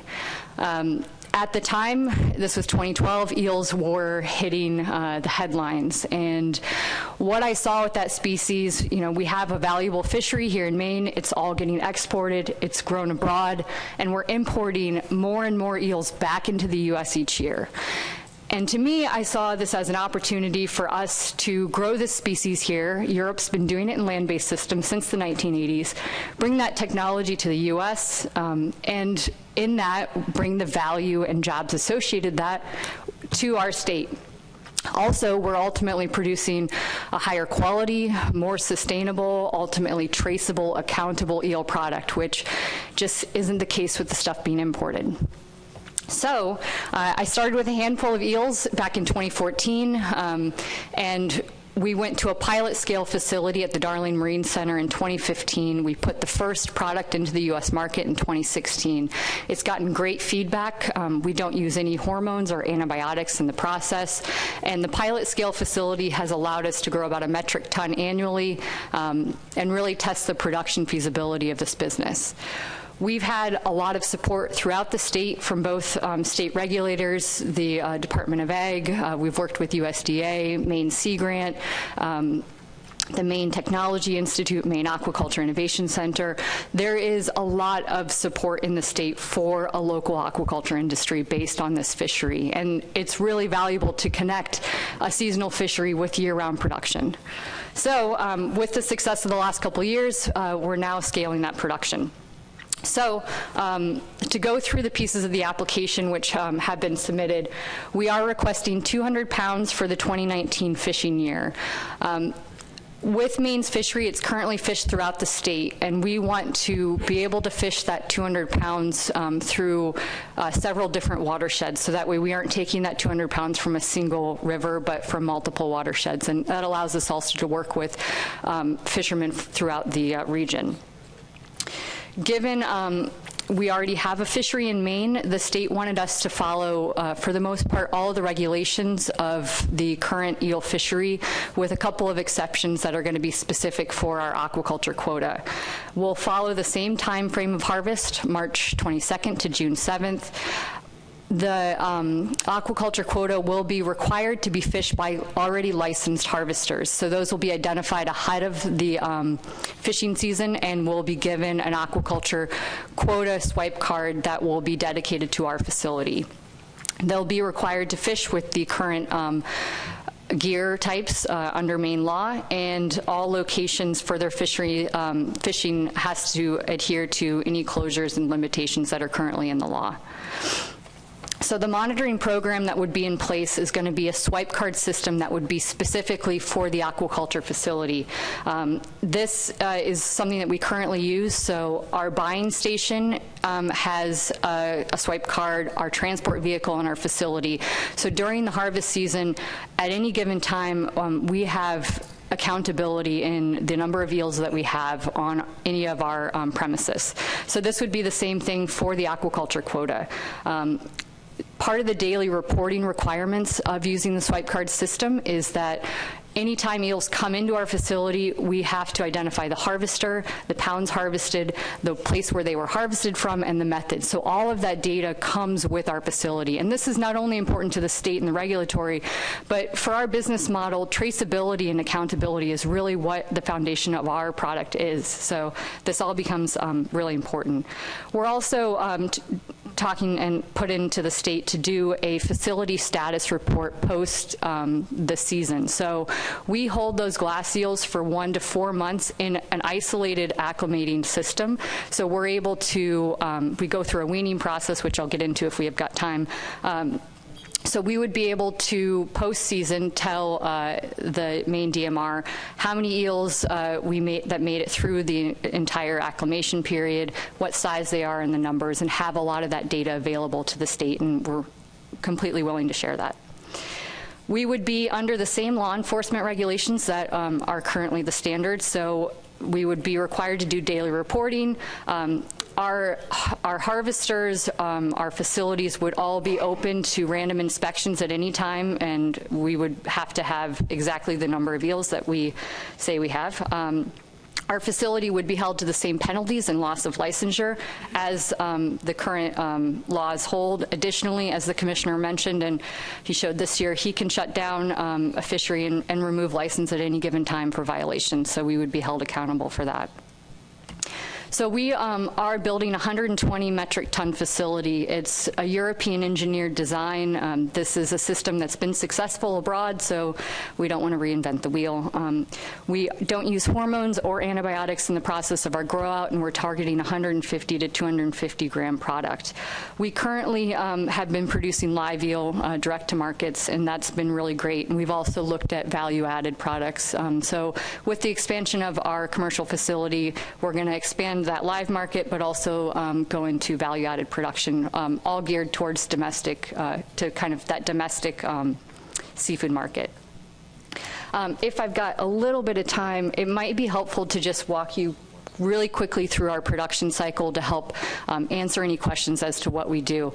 So with eel aquaculture, when we get eels from the fishermen, they go into a buying station, and this is standard for the eel fishery as is. But from a buying station, they then go into our aquaculture facility, first going into a separate isolated system known as the glass eel system.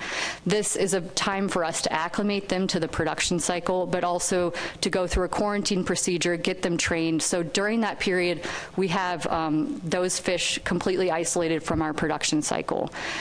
Eels, as I think some of you know with the species, they have highly variable growth rates. So some of our product comes to market in as little as 6 months, and some takes 2 years. So once they go through the acclimation period, they then go into our production facility, first going to a nursery system and then on to grow out. During this time, we actually have up to 2 to 3 cohorts of eels. And part of that is, again, because some of those eels come to market very early and some take longer. So after the glass weaning, we do have a mixture of cohorts, but we have to grade and handle our eels every 6 to 8 weeks because of the highly variable growth. So that allows us at any given time, we know exactly how much biomass is in our facility and the number of eels. And that's, for our part, how we manage our growth and make sure that we have effective business. But it also allows us to be held accountable for the number of eels in our facility at any given time.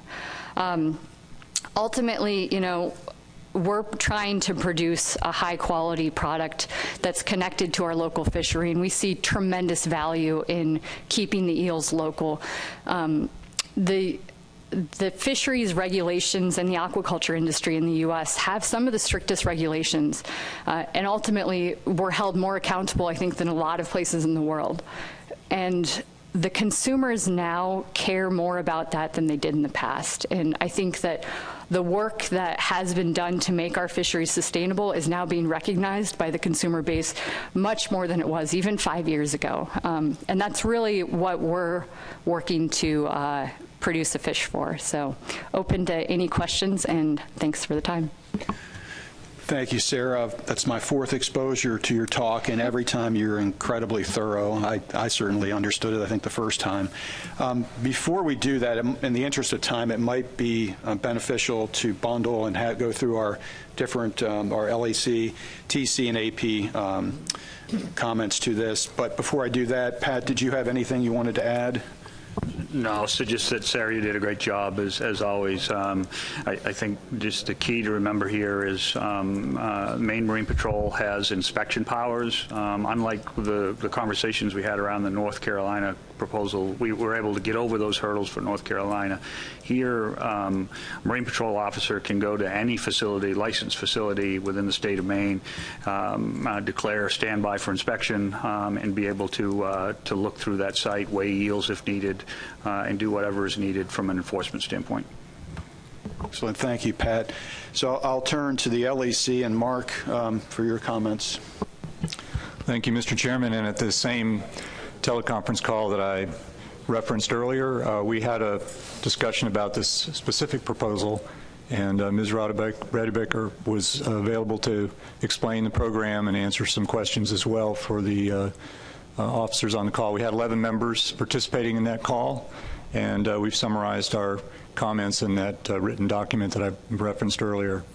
Essentially, after hearing the report and hearing members of the LEC discuss how the state of Maine has the ability to enforce, particularly through the swipe card system, the monitoring and tracking of harvest specifically for an aquaculture operation, they were comfortable that given those main conditions for the swipe card system that would be separate for those aquaculture harvesters, and the ability to track at the facilities and monitor and inspect those facilities, the LEC was comfortable that this would be not present a enforcement issue of any significant appearance.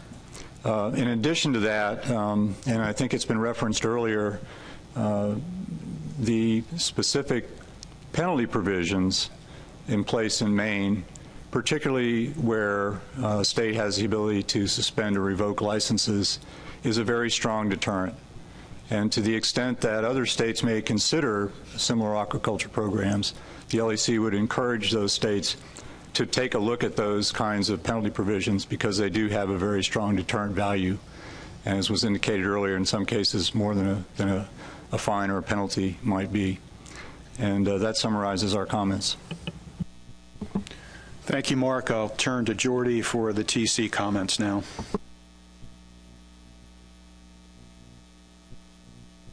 I'm not sure if Kirby has those or not, so maybe we'll, oh, okay, excellent. So as you all just heard,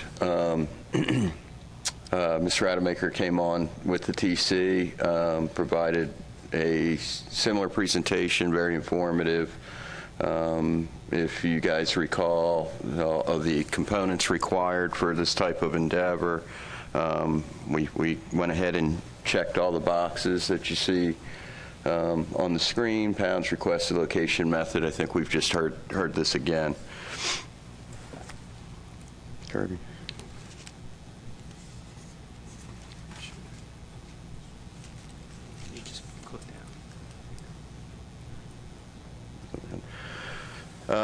So, to keep it short, the TC recommended approval of this proposal, and we had a couple specific requests, data on survival or mortality within the facility, if you will, and after the harvest season, but also before combining with other cohorts. And some specificity, which she mentioned, in harvest areas, although it can generally be assumed these are the same areas of harvest as the commercial fishery.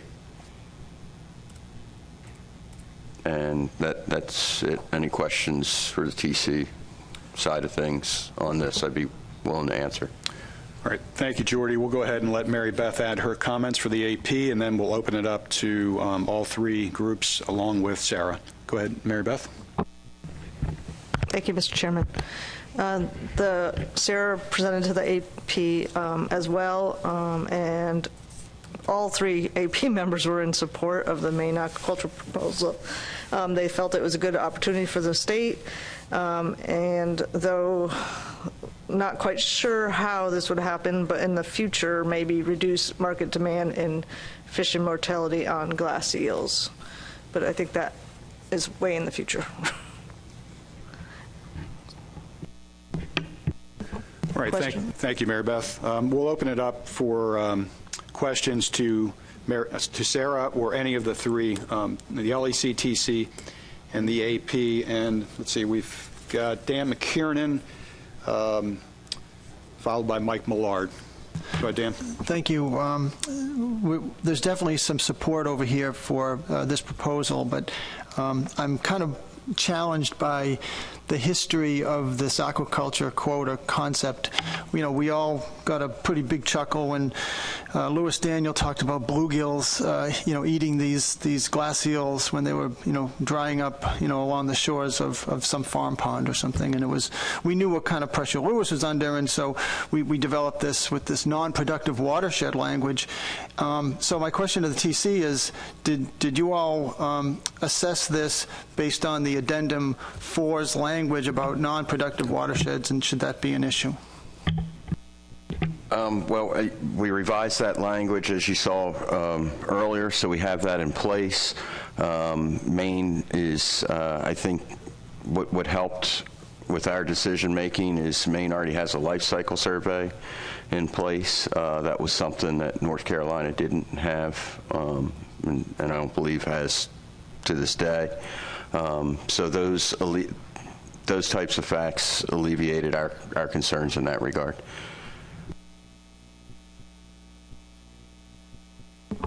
All right, so let me get my order straight. Oh, I've got some hands, so hold on. Well, we'll go Tom Fody, Mike Millard, John Clark, and Jim Gilmore. Go ahead, Tom. Yeah, I just got a quick question. So how many, for 1 pound of glass eels, how much do you get? Because I understand it's about a half a pound is what your product is. So how many half-pound eels do you get out of the 1 pound of glass eels?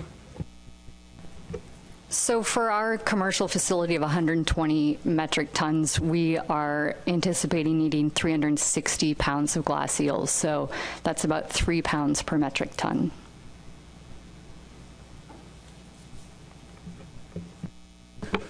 Mike? Thank you, Mr. Chair. Tom just approached one of my questions. I was wondering how much market product 200 pounds of glass eels produces. And the follow-up was, my understanding was that the high price of this $2,700 a pound or $3,000 a pound is due to the price that the product brings in Europe and Asia. Does that bring that same price here domestically? And are those kind of dollars for a pound of glass eels, is that worth it for you for a domestic product? Or will you be changing the price structure of Elvers?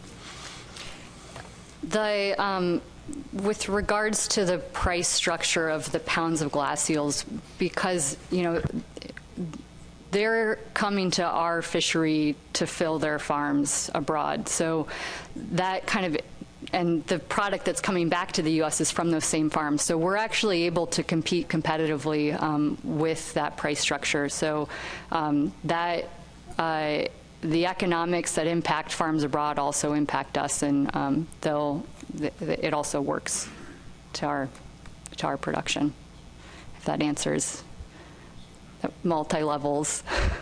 So you're basically asking, do the economics of that high price allow us to be a successful business?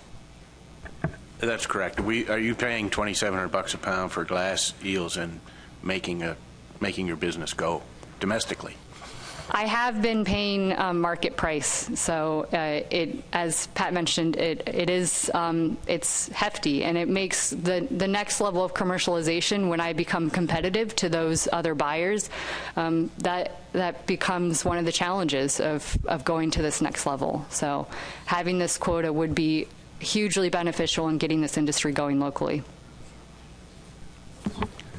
Thanks, Mike. We have John Clark, Jim Gilmore, Russell Dyes, and Andy Shields. Go ahead, John. Thank you, Mr. Chair. Thank you for the presentations. Sarah, I was just curious, you've following up on some of the production numbers. I guess then you're going to want this 200 pounds going into, if the farm is successful, you'll need the 200 pounds annually to make this work. And then given that males grow slower and are much smaller size, do you anticipate having to do any culling? And, what will you do with those little ones? Are they still big enough to market? So with the 200 pounds of aquaculture domestic quota, it's going to be annually applied for, so we'll have the opportunity to renew, but, if there's other people who come onto the market, we'll have to be, to deal with that when it comes. With regard to the male concern, that was part of the work that we've been doing the last couple of years, and we've found the Europeans don't use hormones or antibiotics. They have a predominantly male production, and we've been able to find markets without any issue for our product. Jim Gilmore. Thank you, Mr. Chairman. Maybe an odd question, Sarah, but and this is based upon a bad experience we had in New York with an aquaculture facility. You mentioned that you're using a European technology for the facility in Maine. Do you have the legal authority to use that technology? Because that's what ended up closing a facility in New York. The engineering group that we've worked with have built these systems all over the world. So as far as my understanding of, I haven't specifically asked about that or brought that up, but I certainly will double check that. Thank you. Russell Dyes.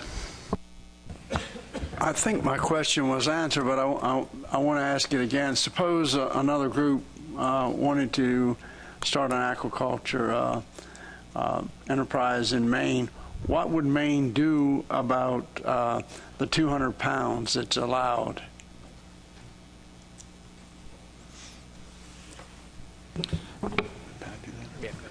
Pat, can you answer? Yeah, thanks. This time around, we did sort of an RFP to solicit interest in the 200 pounds. We made it clear to Sarah and others that in future years, if this passed and say next year another farm came and said we would do the same thing on an annual basis, we will put out a request for interest. If more than one comes to the table, then we would have to talk with each individual about how we would split that particular quota. Thanks, Pat. Andy Shields. And this may be an obvious question, but is that 200 pounds in addition to the quota that was just determined, or is it being subsectioned out of the quota that was just determined by the vote a couple minutes ago? It's an addition, I believe. Is that? Go ahead, Andy. Thank you. So, just so I'm clear, then, this 200 pounds would be obtained in and among the same fishers that are working there now. The question that was asked earlier was, would there be an economic advantage to the state of Maine by adding the quota? Is there an economic advantage to the state of Maine by allowing this extra 200 pounds in terms of taxes or revenue? And what is the permit fee for this compared to a collector and a dealer? Because we heard about the dealer is 5,000 pounds for a permit. I don't recall what a collector pays, but what's the permit that the aquaculture operation would pay for the same opportunity? Thank you. There would be, with the success of an operation, any new business operation, there certainly would be tax benefits to the state of Maine, contributing to the overall health of the general fund in the state. There would be very little realized from the Department of Marine Resources. This is a land-based aquaculture facility. It's actually now, land-based aquaculture is actually regulated to the Department of Ag, Conservation, and Forestry.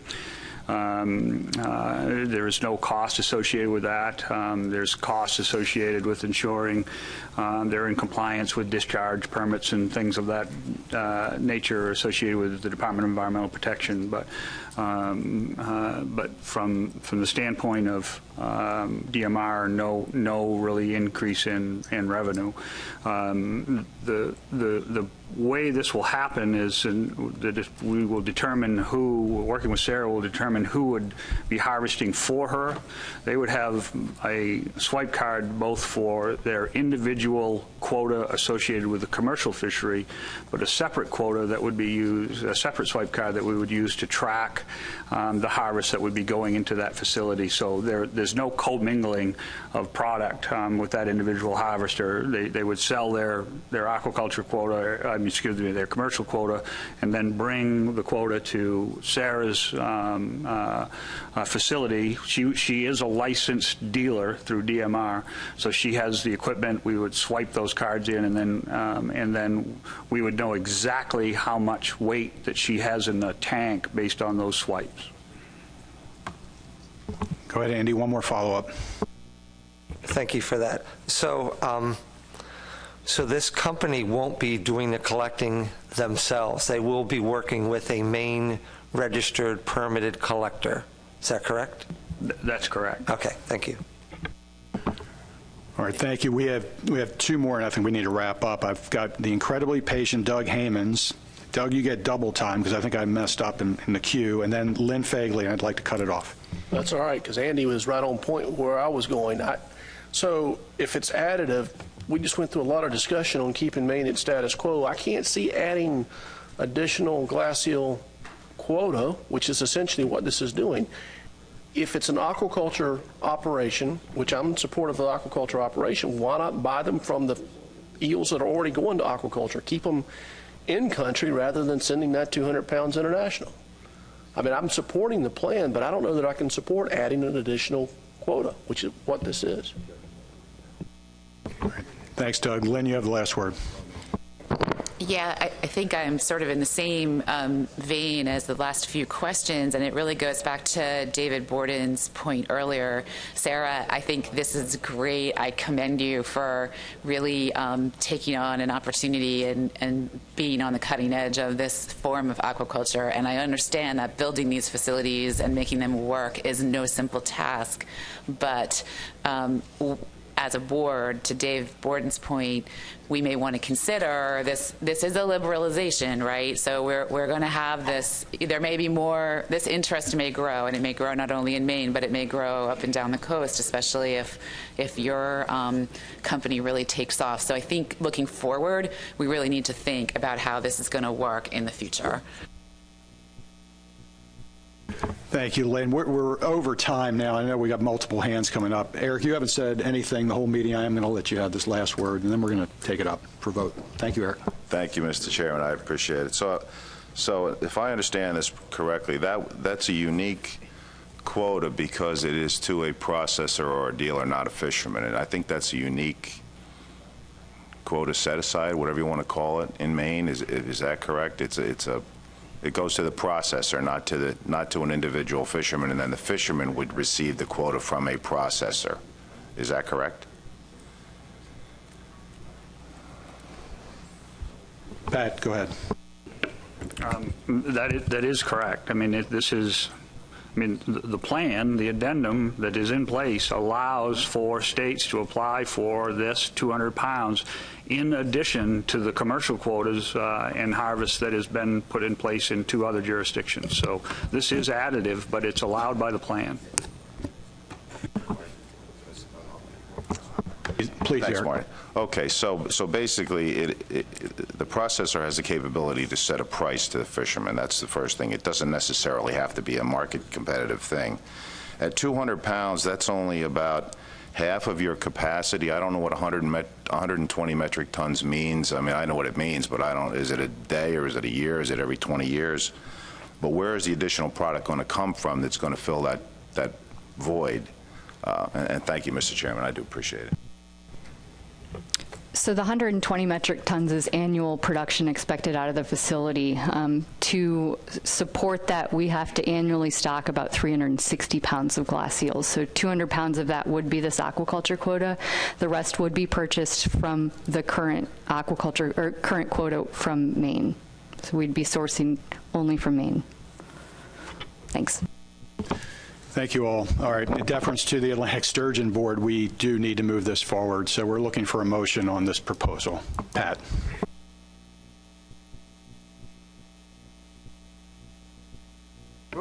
I don't know if Kirby got the language. Would move to accept the Maine glass eel aquaculture proposal for the 2019 season to grow out eels to the yellow eel life stage. And if I get a second, I'll clarify. Second by Jim Gilmore. Thank you. Just so it's clear, under the Addendum 4, under the glass eel language, the very end of that language shows eels harvested under an approved aquaculture plan may not be sold until they reach the legal size in the jurisdiction of operation unless otherwise specified. Our legal size is obviously we allow for glass eel harvest. So in this case, we're approving the aquaculture proposal and making it very clear that it's growing out eels to the yellow eel life stage, which would be the market size. And other than that, I don't need to give any additional justification. I think Sarah did a great job explaining it. All right, thank you, Pat. Discussion on the motion. Dennis Abbott.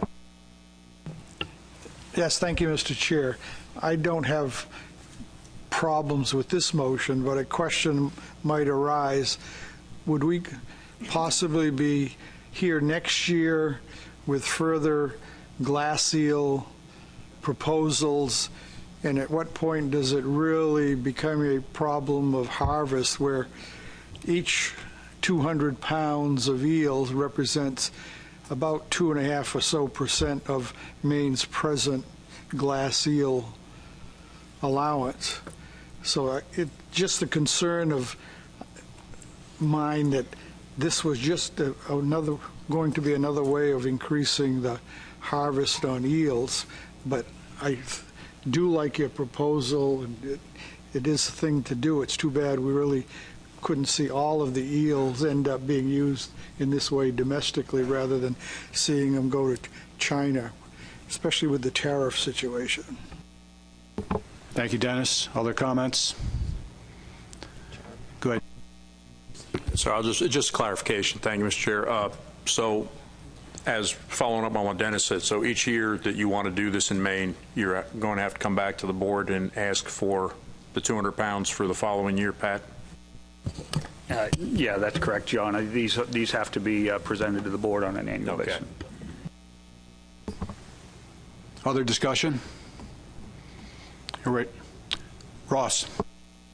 I just need some clarification on how I'm not opposed to this aquaculture allocation, but how the action we took earlier applies to this by maintaining the status quo for the aquaculture allocation, maintain those requirements that were in place under Addendum 4, that those fish for aquaculture set-asides came from essentially areas that could be shown not adding to the population. Now, if we'd adopted the pooling option, it suspended that requirement, But by sticking with status quo, my interpretation of this is the fish taken for aquaculture need to come from areas that can be shown not to be having significant contribution to the population. And what am I missing?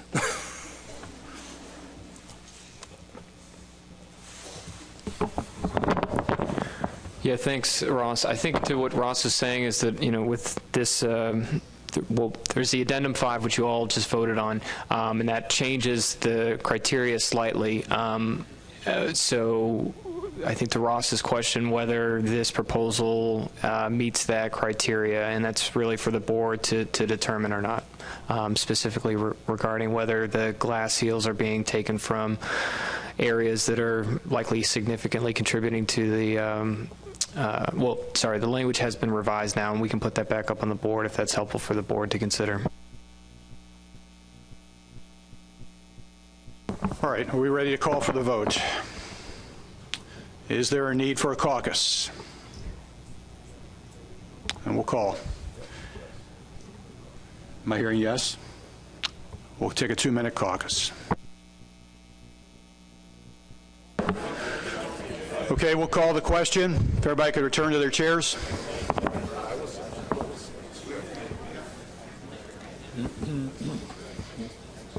Thank you. I am going to vote on this, so Bob and Tony, I would like to turn this over to you. I'll just do it from my seat here. Can we put the motion back up?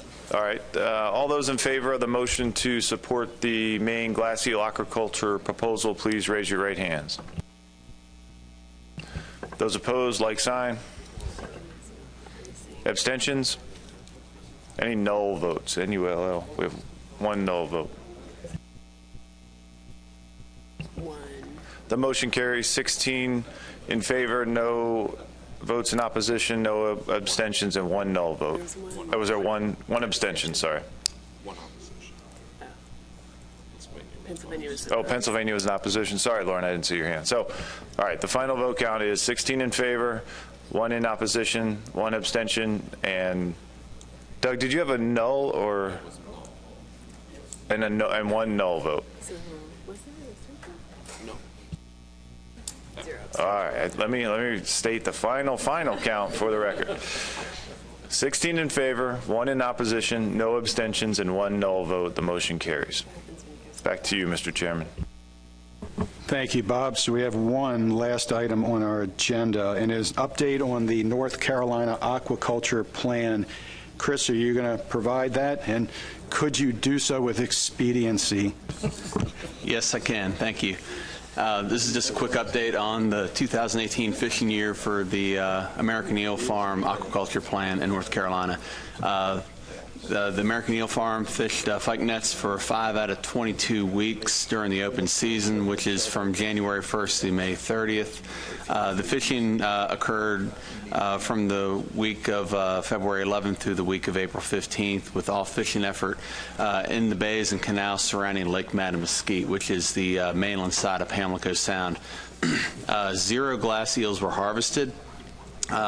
However, there were a total of 270 glass eels and 2 elvers released during the season by the folks fishing. The weekly glass eel catch totals range from 20 to 90 eels per week. So as a result, 200 pounds of the glass eel quota under this plan remains. No citations were issued to the fishing operations associated with this permit, and the American Eel Farm indicated to staff that they will fish again next year under the current plan. And with that, I'm happy to answer any questions. Questions for Chris? You got Pat.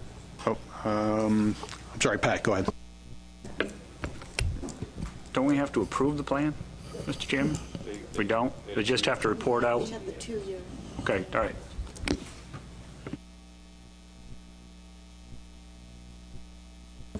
Okay, so that concludes all the items that are on the agenda. However, there is a CITES issue that's been brought up in the previous board discussions, and Kirby, if you could help me out with that. Yeah, so in the interest of time, we do have it was a short presentation Mary Beth had put together, but it might be best for this board to consider it at the next board meeting. It was just an update on a workshop that took place, and when the next CITES meeting is to take place in the summer of 2019. Prior to that, the board should possibly consider providing any guidance to states or to European countries on potential listing of American eel on Appendix 2. So if there's no objections, we'll go ahead and defer that to the next meeting. Is there any other business to bring before this board? David Borden. Thank you, Mr. Chairman. Just a quick point. In the spirit of Pat Kelleher's suggestion to add some items to the next board meeting, I think this whole issue, how we handle it, should be discussed. We need really a generic policy, as Lynn suggested, that applies to everyone. And I think we would all benefit from that type of discussion. So I'd ask that it be added to the agenda. Thank you, David. Any other items to bring before the board? Dennis Abbott. Thank you, Mr. Chair. I'd just like to thank you for the fine job of running this meeting today. You did a good job on time and keeping things moving along at a brisk pace. Thanks. Well, thank you. I'm still vertical, I think. And with that, we'll consider this meeting adjourned. Thank you all.